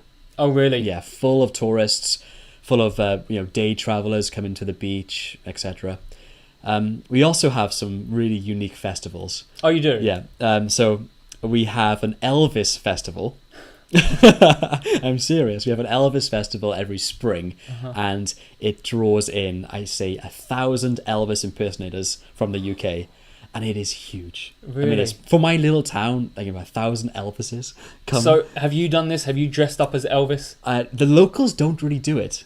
I It's see. for some reason, no one really knows why. The Elvis never visited my town, but all these tourists come every once a year to dress like Elvis and act like Elvis and just drink beer on the beach. And is there some kind of competition? Like who looks the most like Elvis? Yeah. Or? So of course the local pubs and hotels have taken advantage of this opportunity. So they have events like fancy, who's the most like Elvis, who can sing the most like Elvis. Of course, yeah. It's strange, but it's really good for my town. It brings in a lot of money. Yeah. I wonder with your hometown, because we're both from the coast. Yes. Do you have any food that's particularly famous in your town? Honestly, no. No, not really. No. Not fish and chips? We do eat fish, yeah. So of course, fish and chips. We have loads of local fish and chips restaurants, Yes. but I wouldn't say that's particularly famous just for my Right. town. Do you have something? Well, we don't have something particularly famous from Broadstairs, but that whole region is quite famous for jellied eels. Oh wow! I didn't think we ate that in the UK. Yes, and it's truly as bad as it sounds. Oh. You've got, and I've not tried it, but my uncle loved Yeah. it. He was a big fan of it, and it's chopped up eels in jelly. Oh wow!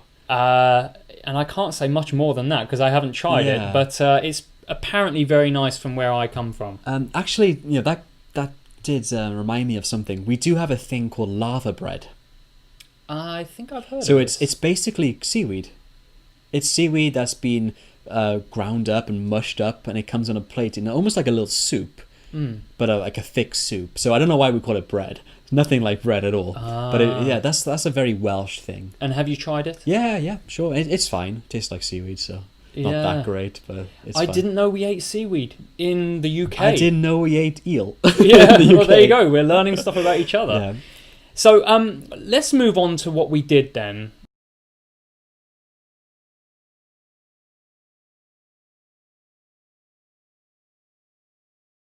Okay. Before we came to Korea. So how old were you when you came to Korea? I think I had just turned 21. Same as me. Right. Yeah, exactly the same. I think I was 21 when I came here. Yeah. So what did you do? Before Korea? Yeah, before coming to Korea. Not much. I was a uni student, so I was in Cardiff University studying history. I came right out of university, so I can't say I had a full-time job. I had plenty of part-time jobs. So I worked at a pub at the Millennium Stadium, which is a big stadium in Cardiff. Yes. I was a gardener in Wales too, Oh, mowing wonderful. lawns, chopping down trees. Yeah. But I didn't have a full-time job, so I was basically a student. I came to Korea as a fresh-faced post-grad, Yes. and happened to love it here. Great. Yes. And similar story for you? Not really. Actually, not at all. I had a very... I did many things before I came here, but I think the main thing I did was I was a golf teacher. Yeah. So from the age of kind of 14, I started playing golf and took it very seriously, and got down to a level that was required to become a teacher. And at 19 years old, I started training and started teaching people how to play golf. I played in North Foreland, if anyone knows that. North Foreland Golf Course. Again, no idea. You can Google it if you want. And yeah, I taught some golf and I played tournaments, and I did that for 3 years as a job. And it was wonderful. You can imagine, a lot of fresh air and time outside exercising, and perhaps a few beers after golf as well. And it was fantastic. Yeah. And that's what I did. That took up all of my time before coming here. I mean, that sounds like a dream job. So Yes. how did you end up in Korea? Yes. So, good question. It was a fantastic job, but it doesn't pay very well. Okay. Unless you are teaching so much or you're winning so many competitions. So it doesn't pay very well. And I think I just felt like I wanted to see the world. So actually, before I came to Korea, I went to Australia. Oh, okay. And I spent a year in Australia traveling around and working bar jobs and farmer. I was a tree farmer. So I had some wonderful experiences in Australia for a year, and then I came to Korea. So that's how I kind of went around the world. I went to some other places, Thailand, Singapore, and then ended up in Korea. That sounds like one cool trip. Yes. How about for you? Did you come directly to Korea, or did you go anywhere in between? I came directly to Korea from university. So like I said, I graduated in June, I think, maybe July, and then I was here by September. So it happened so fast. I didn't plan to come to Korea. Right. It was just, I saw an opportunity, I applied, and I got a job within a week, and then within a month or two, I was here. Wow. I didn't even have time to Google or search anything really important. So I came here knowing nothing. And it must have been a culture shock. Oh, yeah, in a way, yes, totally. Yeah, Was it difficult? So luckily I lived with someone. So I got put into an apartment with a Korean guy who was roughly my age. So he showed me the ropes, and he showed me how to order food, how to get to my job, how to live. And that was so helpful. And it wasn't long till I made some other foreign friends, and they also taught me a few things about Korea. So thinking back, the first week was challenging, but it was fun. I enjoyed it, and then after a month or two, I started to love living here. And I'm still here. So I mean, for those who know our age, you can guess now. I was 10 years ago. Yeah, 10 years. We've both been here 10 years, and so it must be something right here. Yeah, exactly. Yeah. Right. So let's talk about that now. Yeah. We've been in Korea for 10 years, both of us, and what are you doing nowadays?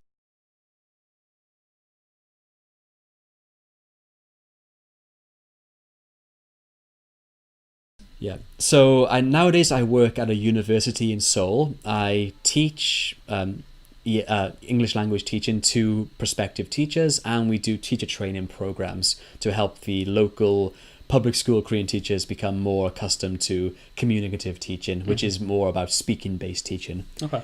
I love it. I didn't always do this. I worked my way up. So I started off at a private academy, then moved to a public school where we had like 40 students in one class, and that was a good experience. After that, I did my master's degree, got other qualifications, and then landed a job at this university. And I've been here for just over 4 years. And tell me a little bit about, because of course you have English Like a Pro. Yes, right, yeah. So what is that? What is that project? Yeah, that's a new thing for me. I started in January this year, so it's been 7 months in the works. Basically, I've decided that I can reach and teach thousands, potentially millions of students online. I think that's something this new internet age has enabled. So I'm excited just to help as many people as possible. Good. Yeah. And I know your job currently is a bit different to mine. So do you yeah. So you may be familiar with Gangnam after Gangnam Style. I think we all kind of know that now. So I have my business in Gangnam. So I run Jack's English, which is a small academy in Gangnam, and I teach adults same kind of things, sort of communication English, speaking particularly, a little bit of writing. And yeah, I love running my business here in Seoul. And same as you, and around about the same time, kind of this year, I've started to branch out on the internet with videos and lessons that are available online and at the website, and trying to reach more people. Yes, exactly. And it's as you said, things are changing. The internet's giving us this incredible tool to reach so many people. Instagram is fantastic. You're finding the same, aren't you? You're reaching so many people through Instagram. Yeah, and it's just the sheer quantity is mind blowing. Yeah, like you can reach. I do a lesson on Instagram, and within a day, they have 10,000 people watch my video and hopefully learn something new about the English language. So that's really, it's a scary thought. Yeah, that people are watching me. 10,000 people are watching me, but also it's really amazing and quite a nice feeling to be able to help so many people. And it's made me much more self-critical because we're reaching all these different people. Yeah. And suddenly I think, is it okay? How do I look? Is my hair okay? So, yes, I'm having hair. That's one thing I've had is I have a lot more haircuts nowadays. I don't. Although I got my haircut yesterday. Okay, good. Yeah. Still having mine once every 3 months. Yes. So it has changed a lot of things, and it's wonderful, right? So we're doing the same kind of thing, and of course now we've got this new project going, which is the podcast, where we can get to know each other better, and hopefully the listeners can get to know us a bit better as well. Exactly. So I think that kind of wraps up. That's a really good end point. I think. Yes, I think so. Smooth. Yeah. Okay. So it kind of wraps up everything for today, and we've learned a bit more about work and your hometown, my hometown. I think we've got a lot of similarities between us. And we'll be back very soon with more. So thank you all for watching or listening to this podcast. If you have any questions, leave them in the comments below and give us a like. Yes, please. And follow us. So I'm at Learn English Like a Pro on Instagram. And I'm at Jack's English 1 on Instagram, and you can find us on YouTube, and you've probably seen us there anyway. So we'll be back very soon with more topics. So have a great week, and see you next week. Cheers. Bye-bye.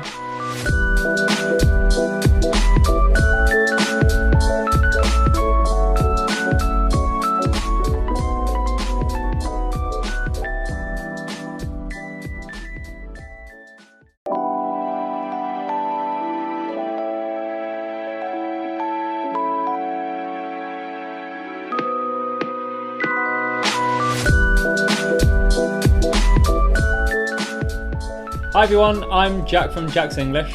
And I'm Luke from Learn English Like a Pro, and this is the 3rd episode of our podcast, which is designed to help you improve your listening skills through our natural discussions. And this week's topic is about backpacking. Yeah. So let's start off with our first point. So, Jack, have you ever been backpacking?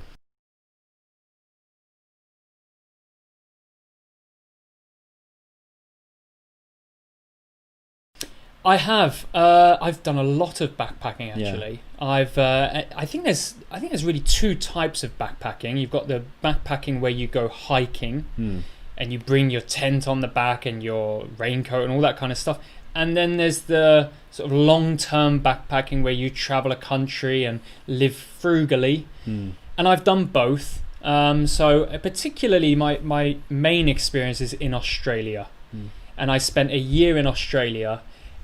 Going hostel to hostel, getting jobs here and there, and living on a very small amount of money. And I did that for a year and saved my money and had a wonderful time with lots of experiences. That sounds amazing. Yes. Yeah, so actually I've been backpacking in two times in my life, one in Australia like you, and also once in Europe.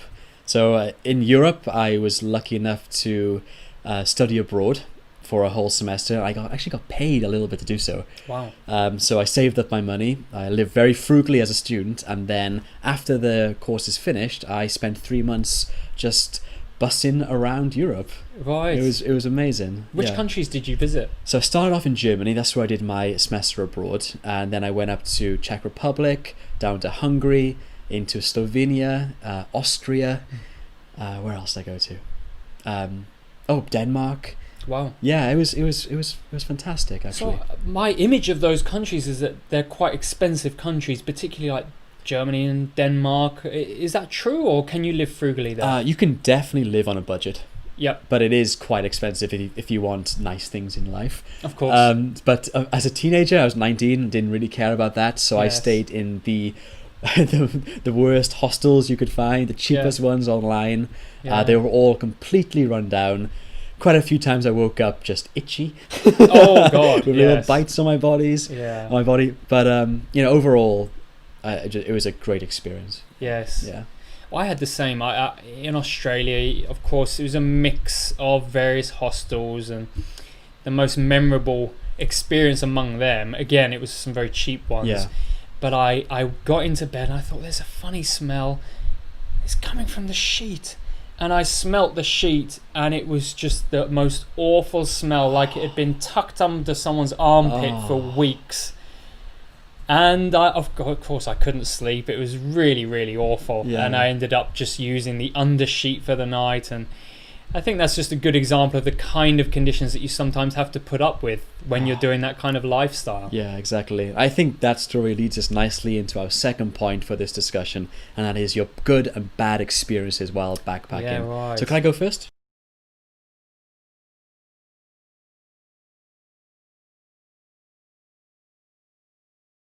Yeah, go for it. So again, staying in hostels, I've had one just awful experience, and it was a prolonged experience for like a week. So we're in this small hostel. It was in Thailand, and there was just one guy staying in this small room with me. He was just the loudest snorer ever.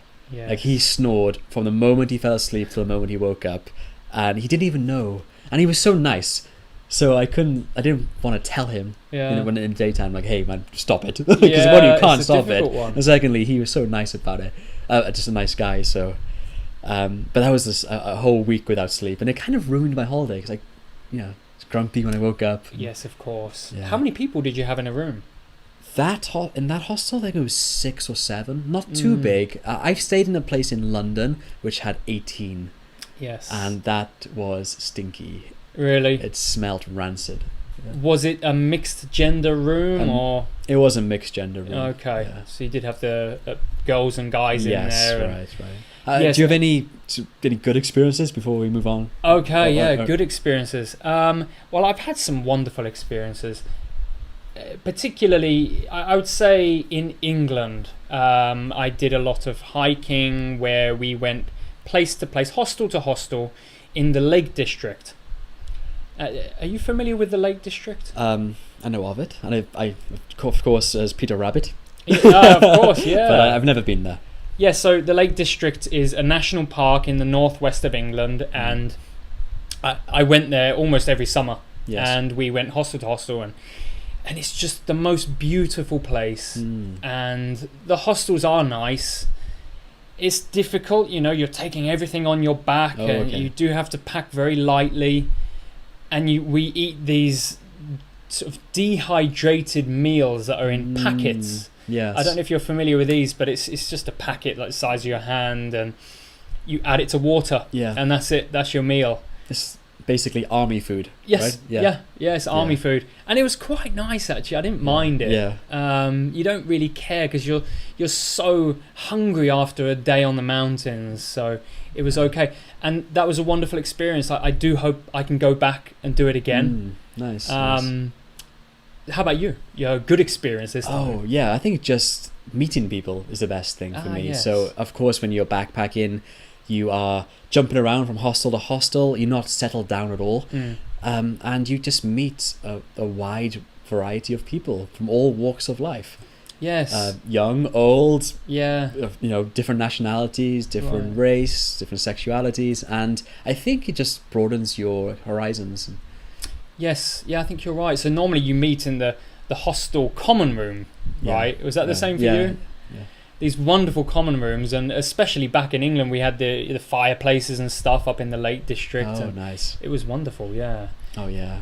So I must tell you my bad Go on experience, then. right? Yeah. My bad experience came from Australia, Mm. and as I said, I had to do a lot of part-time work, and you do the worst jobs when you're doing part-time work. You're just trying to scrape together money, and one particular job was an orange picking job.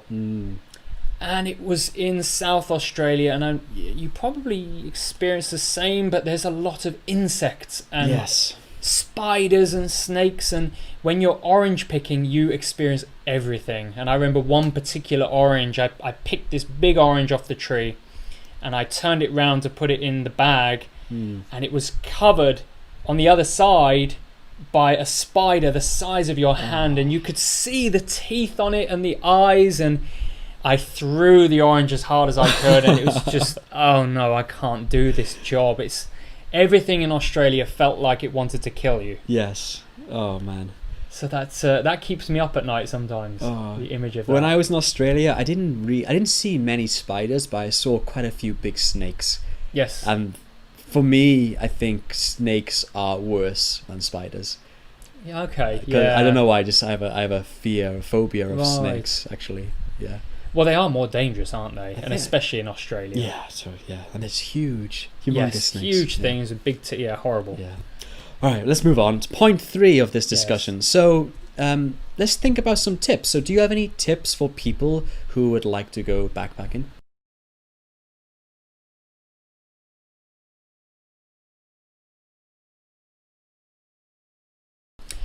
Yeah, so, the obvious one, I think, is choosing the right bag.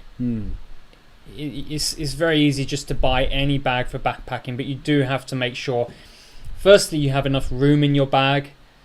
So try to get one with as many litres as possible, but also making sure it's tough. Yes. So I was lucky with that, actually, and I picked one which... I did this backpacking 10 years ago. I still have it today, and I still use it today. So obviously I picked the right one for quality, and as a plug for that company, it was Berghaus. So if you're looking for a quality bag, try Berghaus. I don't know if they sell that in your country, but it was wonderful. And I think that's very important because a lot of my fellow travelers had problems with their bag, holes, mice could chew through them, anything like that. That was a big issue. Right. Yeah, for me, I think on the same lines as a backpack is learning how to pack properly. Okay. So of course, when you're backpacking, you only have one backpack, and you have a lot of stuff. And you can actually, if you pack it well, you can get a lot more stuff in your backpack. Sure. So learning how to fold your clothes really economically, learning, how to organize your backpack well and use all the compartments effectively. So how did you do that? Did you learn some method, the army method of folding boxes or something? How did you do it? I'm saying this now because I didn't do this well at all. Okay, I realized after months of backpacking, man, I need to learn to pack my backpack properly because it was just taking. I couldn't fit everything in, but obviously it could. I just wasn't doing it properly. Yes. Yeah, that's an important thing. Interestingly, when I was in Australia, I noticed the South Korean travelers were very good, particularly the guys, were very good at packing their bags, and they had this particular method for folding. And I asked a guy, and he said, "Yeah, we're trained in the army, of course, how to do this." Right. So I learnt off him, and I realised the value of doing that and how you can fit much more in your bag. Exactly. So that's valuable. That's cool. One benefit of going to the army. Yes, exactly. Yeah, one benefit. Yeah. Do you have any other tips? I think just be as open as you can to meet new people, experience new things, and just go there with an attitude of to enjoy it, basically. Yeah, with an open attitude. I think that's the best. That's the number one tip in my opinion, actually. Yes, I'd agree with you, and that's similar to my second tip. Is sort of manage your expectations. Yes. I think sometimes we get used to kind of lavish accommodation or even a lavish lifestyle, and we like the finer things in life, and we go on a backpacking trip, and of course it's nothing like that. Yes. So you do have to manage your expectations. Right. Did you have that situation as well when you went backpacking? Like, were you able to adapt easily? I was okay. Yeah. I was okay. I mean, my first hostel was a dump. It was filthy. Oh, really? And I was fine. My friends didn't like it too much, but personally, I'm pretty easygoing. Okay. So I was fine. As long as the bed is somewhat comfortable and people are not snoring, Yes. so I can get my beauty sleep. Yeah. But yeah, apart from that, no, I think just go and enjoy yourself and have a positive attitude. Yes, I think that's very important, and I think that's the thing. You mustn't be picky, right? When you're with everything, the accommodation, the food as well. Yep. That's. I think we tend, certainly for me, I'm a bit picky with my food. Yeah. I love good food, but you can't think like that. As I mentioned, those sort of army meals, you just got to accept that's part of life on the road. Yeah, I think that's totally true. Yes. Okay, shall we wrap it up? I think so. Okay, so everyone, thank you so much for watching or listening to this podcast. If you have any comments or questions, leave them below in the comments section. And just thank you. Have a nice day. Thanks for watching. We'll be back very soon. So have a great week and see you soon. Bye-bye.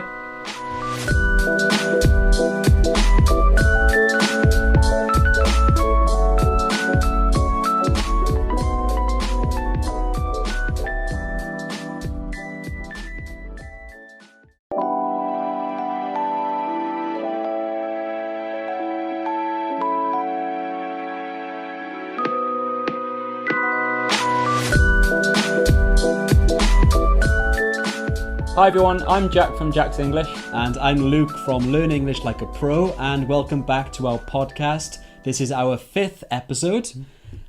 This podcast is designed to help you improve your listening by listening to our natural discussions. Yes, and today we are talking about studying. Right. Something we all do. We don't necessarily all like. But how about you? How do you feel about studying? Do you like studying?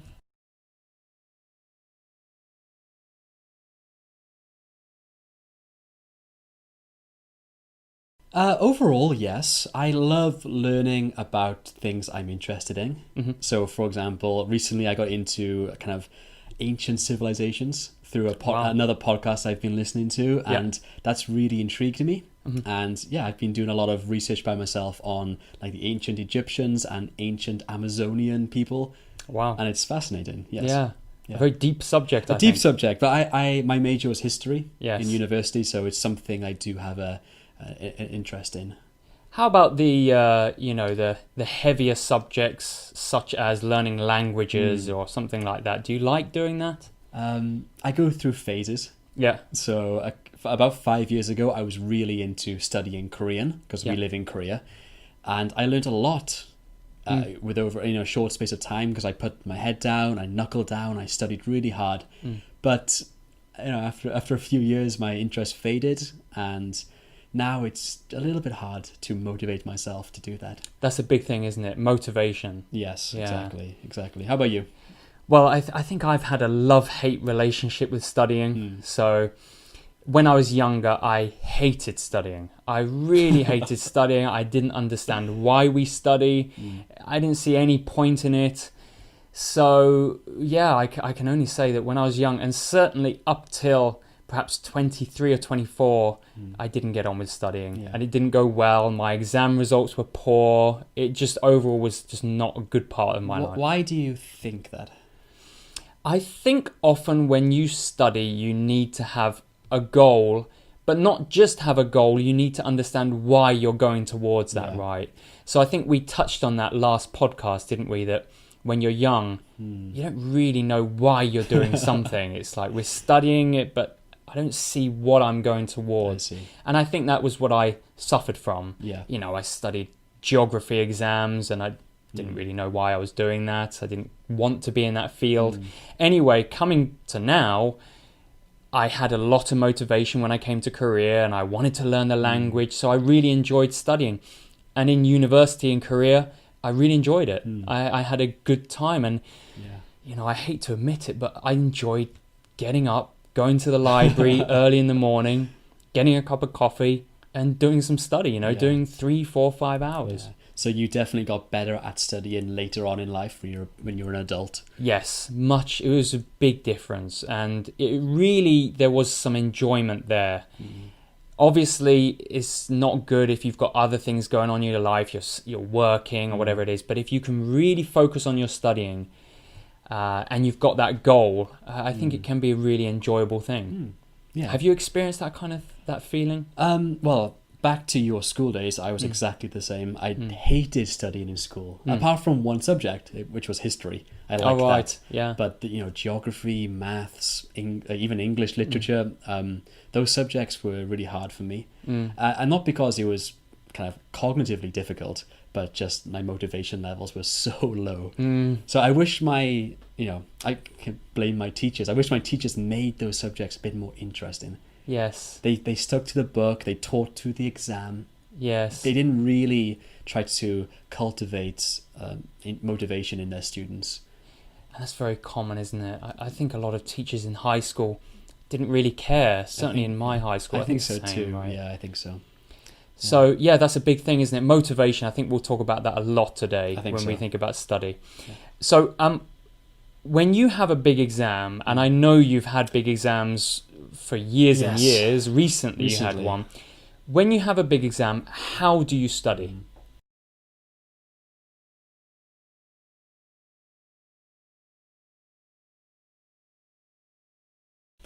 My secret weapon, I like to call it, is I just do the past papers. So I find online a catalogue of past papers for that exam, and I just do them repeatedly until I feel really comfortable with the type of question that the exam asks, and also the format of answering. And also, it's a more kind of self-study process of learning, because you have to find the answers for yourself online, write your own answers and check it yourself, rather than going through a textbook, which I find quite boring and quite limited. Okay. So that's my secret tip. Go find past papers and just do them all repeatedly. Yes. And I, like you said, I did an exam only a few months ago in Tokyo, a teacher's exam. It was a really hard essay exam. And I just did that for months, past papers. So let me ask you this then, because that sounds great for a big exam, and that was obviously the question. But how about when you are just studying for enjoyment or just for self-development? How do you study in that case? I like to listen.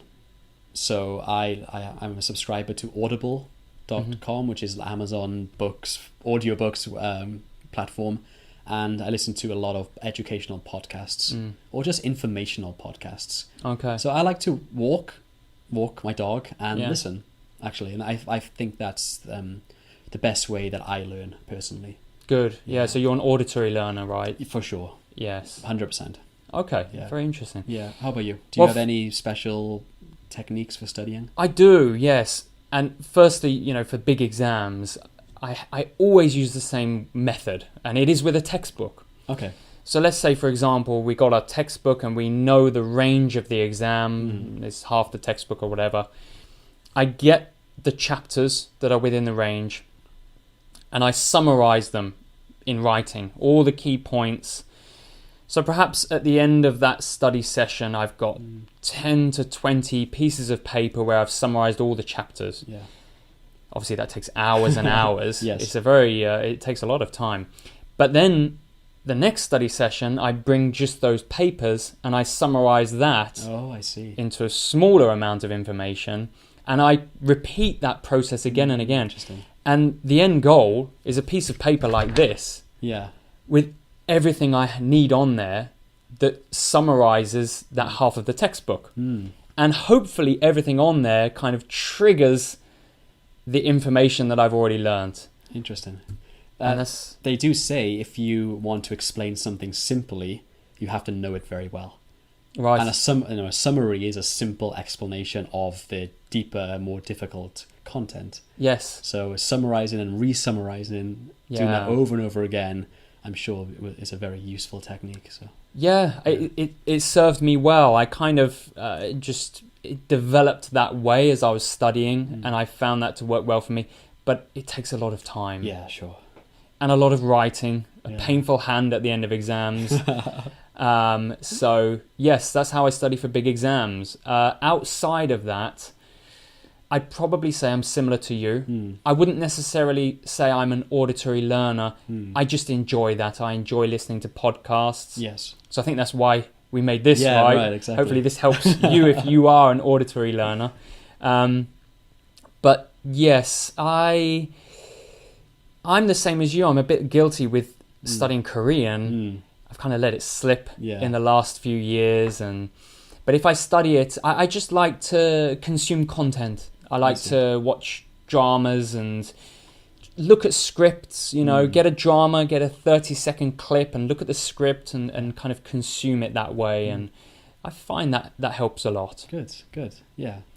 Some authentic input, right? Authentic content. Yes, right. I think that's and also that's good for motivation as well, right? You feel like you're getting some real life content. It's just what this podcast is designed for you guys. Yes, hopefully. Authentic hopefully you're enjoying content. it. Yes. So lastly, the last thing I'd like to talk about is English. Okay. For these people listening to this podcast, do you have a tip for English learners studying English? Yeah.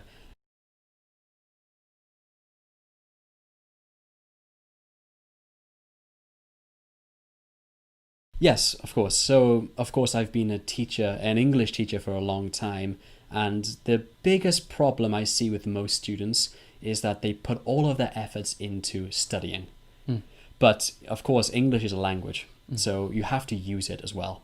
So I really always suggest to my students to do 50% study and 50% use in English as naturally and fluently as you possibly can. And that can be with writing a journal or writing a blog or even speaking to people on the street or online. But you need to spend at least 50% of your English time using it, not just learning. Yeah. So we're similar in that way, aren't we? Our opinion. Yeah.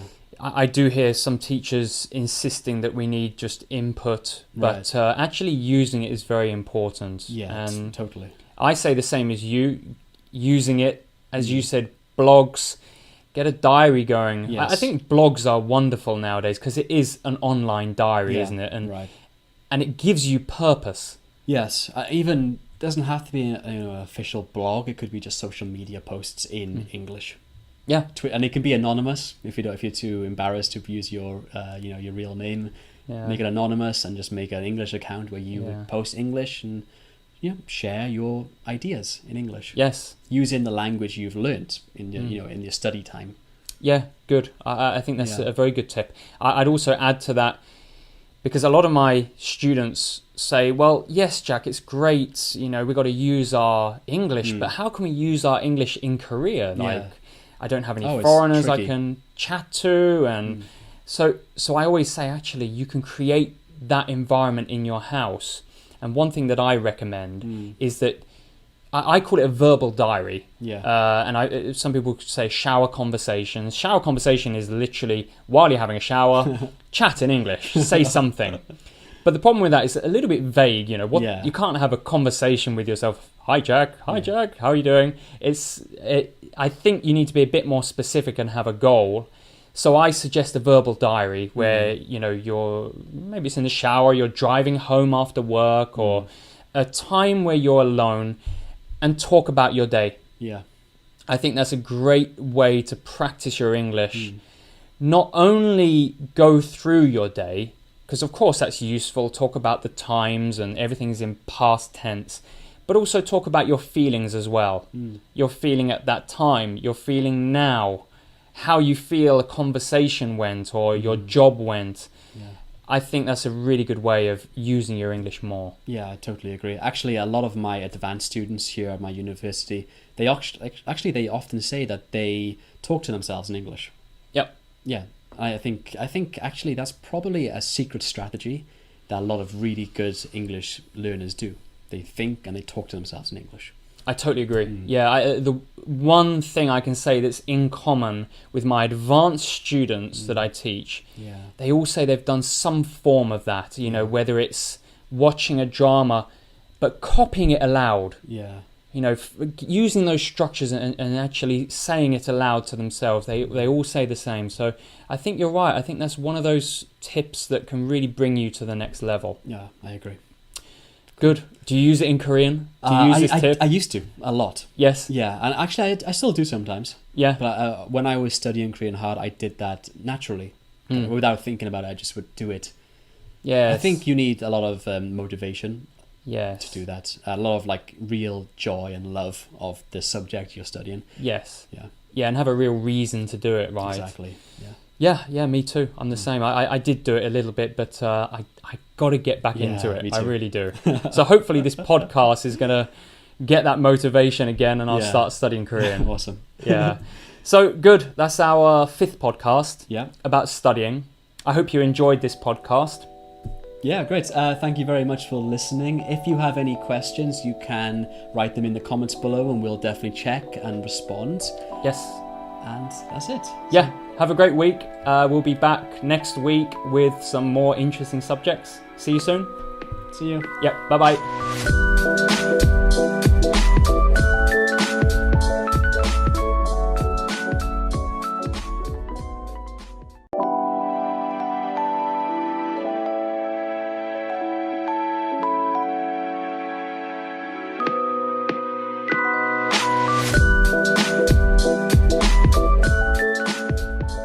Hi everyone, I'm Jack from Jack's English. And I'm Luke from Learn English Like a Pro, and this is our very first episode of our new podcast. This podcast is designed to help you improve your listening through our natural discussions. Yep, and today we're going to talk about eating habits. Yes, right. Which I think is something that we can all understand and talk about. It's very interesting. Got our bellies sticking out. Yes, right. So I think that's the best place to start is with bad habits.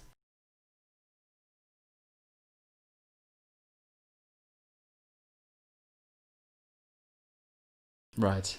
Yeah. So how about you, Luke? Do you have any bad habits? I think I'm perfect. No, I'm joking. I have, yeah, of course. Everyone has bad habits. Sure.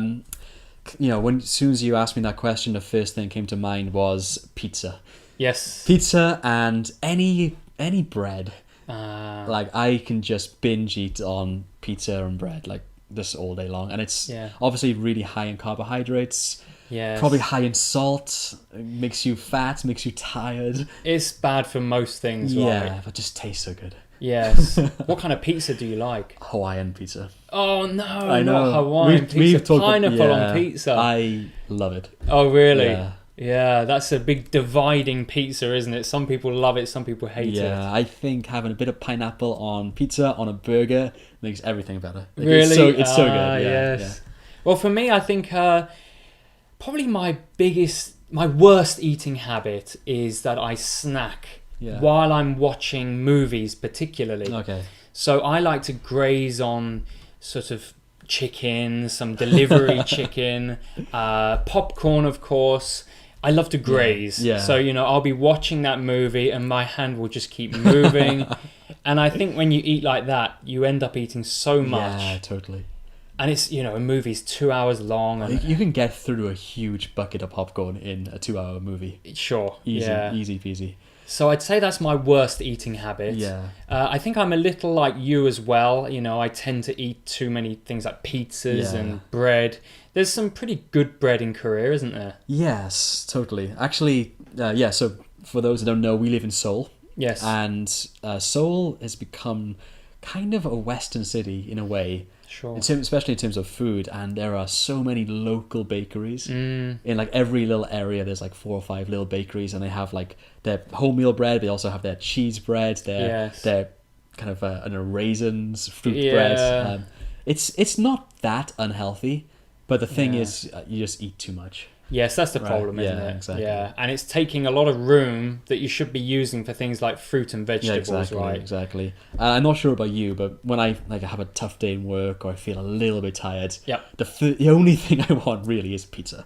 Oh, really? So that's something I need to cut out of my life. Is like coming home, sleepy, ordering the pizza. Yes. For me, it's the spicy chicken, and I thought that was kind of okay, but a lot of my friends say a lot of spicy food is not good for you. Okay. Have you heard the same? No, why is that? Right, that's what I want to know, because I love spicy food, but I've heard it's not good for you. It's not good for your stomach, and I don't know. So perhaps I should cut down my spicy food. Yeah, totally. We eat a lot of spicy food together, don't we? Yes, we do. We like our spicy sauce. It just tastes. It's so good. But it is. I do feel a little bit kind of always thirsty after having really spicy food. So I must have a lot of salt in it. Yes, I think maybe so. That's why. Yeah. So how about some good things then? Let's talk about our good eating habits.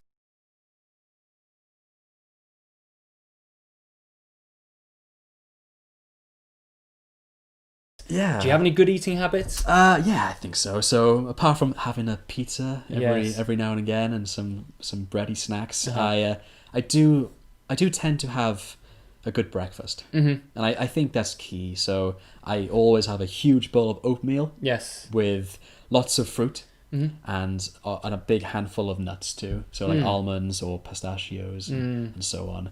I think that's really important for me. It wakes me up. Yeah. You think a breakfast is good for you? Yeah. For me, I need it for sure. I feel just completely exhausted by like 10 o'clock in the morning if I don't have breakfast. But my brother actually, he lost. Well, recently he was a bit overweight, and he lost 4 stone. Wow! So that is about 20 kilos or 45 pounds. He lost that in 4 months, and his trick was not having breakfast, having salads for lunch. That's it, and then anything he wants to for dinner. So anything he wants. Anything. Yeah. Wow. So actually, how did he feel skipping breakfast? Didn't he feel low energy? He said he was fine. I couldn't do that. I need my big breakfast. So. Yeah, I think so. Yeah. So anyway, that's my good habit. How about you? Yeah, well, I'm the same as you. I like my big breakfast. You know, lots of protein and stuff for breakfast. Right. I think that's important. And I think I'm quite good at avoiding cravings. And to be honest, I don't really have cravings. Yeah. So obviously cravings are, these things that we really want to eat. And some people can't resist them, right? They have to have it. So my wife, for example, normally late night has a craving for spicy noodles, and she will never resist. She'll go straight to the kitchen and cook some noodles. But for me, I think I'm quite happy with the regular lunch and a dinner, and I don't really, snack in between, except, as I said before, when I'm watching a movie. Yeah. I'm similar. I used to eat a lot of chocolate. But then I had some problems with my teeth. Right. So the dentist told me basically I got to cut out all chocolate. Right. So I did. Actually, that was a couple of years ago. I cut out all my chocolate. But I didn't used to snack. I don't snack now, but I used to snack quite a lot. Yes. Yeah. Well, snacking's a very bad habit, isn't it? I think so, yeah. And another easy one is fizzy drinks, sodas, right? Yes, exactly. That's so how about for you? No, I cut out all fizzy drinks, all soda, all Coke, all lemonades. Cut them out totally completely? On purpose about 5 years ago. Right. So I used to crave Coke with every meal. Gotta have a bottle of Coke. Yes. A can of Coke or a glass of anything. I gotta have some. Yeah. But now I stopped. Did you feel any difference after giving up Coke? Nothing I can really think about, but yeah, I mean, probably, yeah. Yes. I think it's well known that fizzy drinks are just awful for you. Yeah, they're very bad, and it's so easy to consume. Yeah, right. Did you have any kind of withdrawal from stopping, some symptoms? For example, for me, I gave up coffee. And for the first week and a half or 2 weeks, I had a very bad headache. No, I didn't feel anything like that. But I love coffee. Yes. I can only imagine if I ever gave up coffee, I would have the worst headaches ever. Yes. Well, I went straight back to coffee, so I'm a coffee drinker again. Yeah. Yeah, right. Any other good habits that you have? Yeah, sure. So I'm married now. I got married a year ago, and since I've been living with my wife, we do eat in a lot. Oh, good. So eat at home. We cook healthy food, lots of fresh vegetables, nice meat. So I think that's a good habit. That's something that's new to my life. When I was single or unmarried, I went out. I ate out a lot. That's a problem, isn't it? Yeah. Financially as well. Yeah, I know. I spend so much money. Yes, I think I'm the same as you in that respect now that I eat in, and we do a lot of meal prep. Yeah. Have you seen this meal prep before? Oh, you prepare 5 meals on a Sunday night. Exactly. Yeah. So my wife and I, we sort of put aside 2 or 3 hours in the kitchen, and we have to prepare. Normally, we prepare 6, 7, or 8 lunch boxes for the week. Yeah. And that keeps us, eating good meats and veg. How do you organize that? It must be challenging. Yeah, you just have to buy in bulk. Yeah. Decide on your main meals of the week and do a lot of cooking, a lot of preparation. How long does it take you? Do you cook it on a Sunday? Yeah, we do it on a Sunday, so 2 or 3 hours. Yeah. Realistically, I'd say about 3 hours. Wow, that's a lot. But, overall, I think you probably save time. Save time in the week. Yeah. Yeah. Good. So it's very convenient. That takes a lot of diligence. Yes. To do that. Yeah. It's not easy. On a Sunday, I want to relax. Yeah, right. So why don't we talk about the difference between, obviously we are from Britain. Yeah. And now we're living in South Korea. As you said, we live in Seoul. Have you noticed any differences between Britain and South Korea in terms of eating habits? Oh.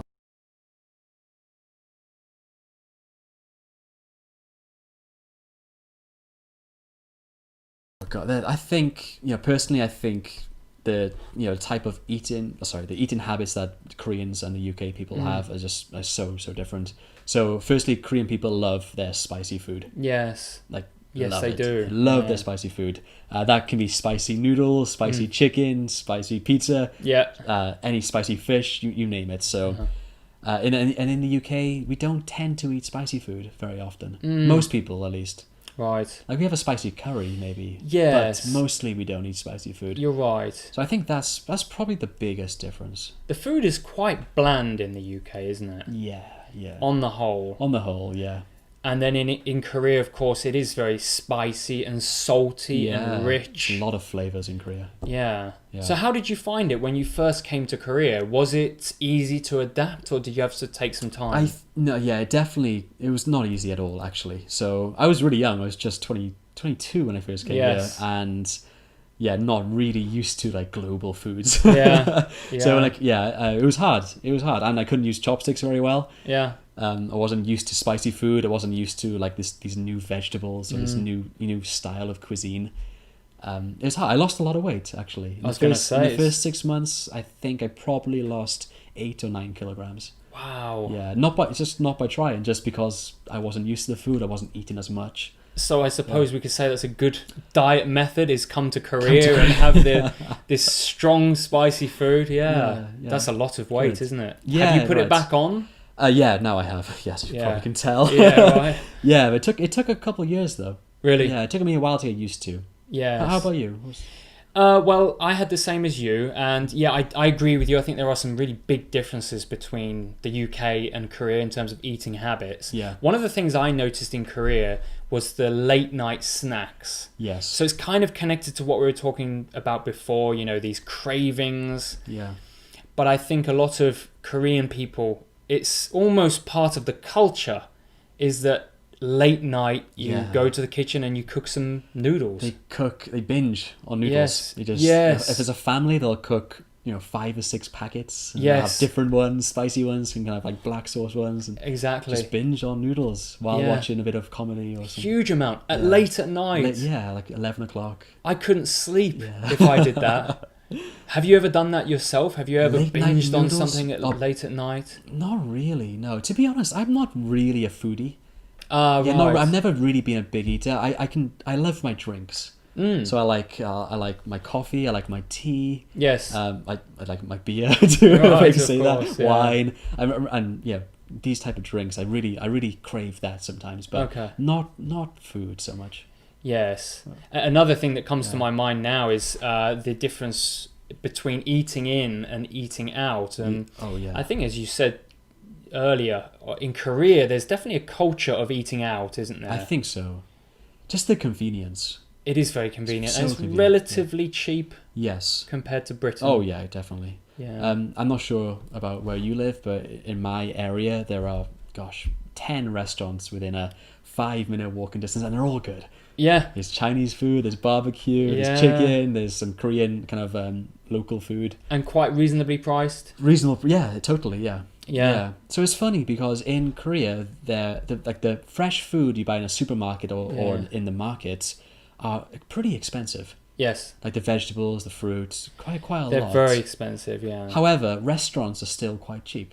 Yes, it is odd. It's an odd balance, isn't there? Yeah, whereas in the UK, the food itself in the supermarket's really reasonable, I think. But then Much restaurants cheaper, are kind of expensive, right? Yeah, I think that's a difference as well. Is in Britain, going to a restaurant is an occasion. That's true. It's something, you know, you maybe do it on a Friday or for a special occasion. Whereas in Korea, it's just, you know, should we go out and get? I know. Should we eat in or should we eat out? And Yeah. it's a 50-50 thing. I think I probably eat out 3 days a week here. 3 days. Maybe even 4. Yeah, I don't know for me nowadays because of course we do that meal prep, so it's a lot less. So I'd say perhaps once or twice at the moment. Yeah, but not a good habit financially and for health as well. It can be tasty. Yes, yes, of course. Yeah. Well, that was a great chat. Yeah, thanks, about Jack. eating habits. Yeah. So that's our first podcast. I hope you enjoyed it. Great. And if you have any comments or questions, please leave them below in the comment area. Yep. And we'll definitely respond. Yep.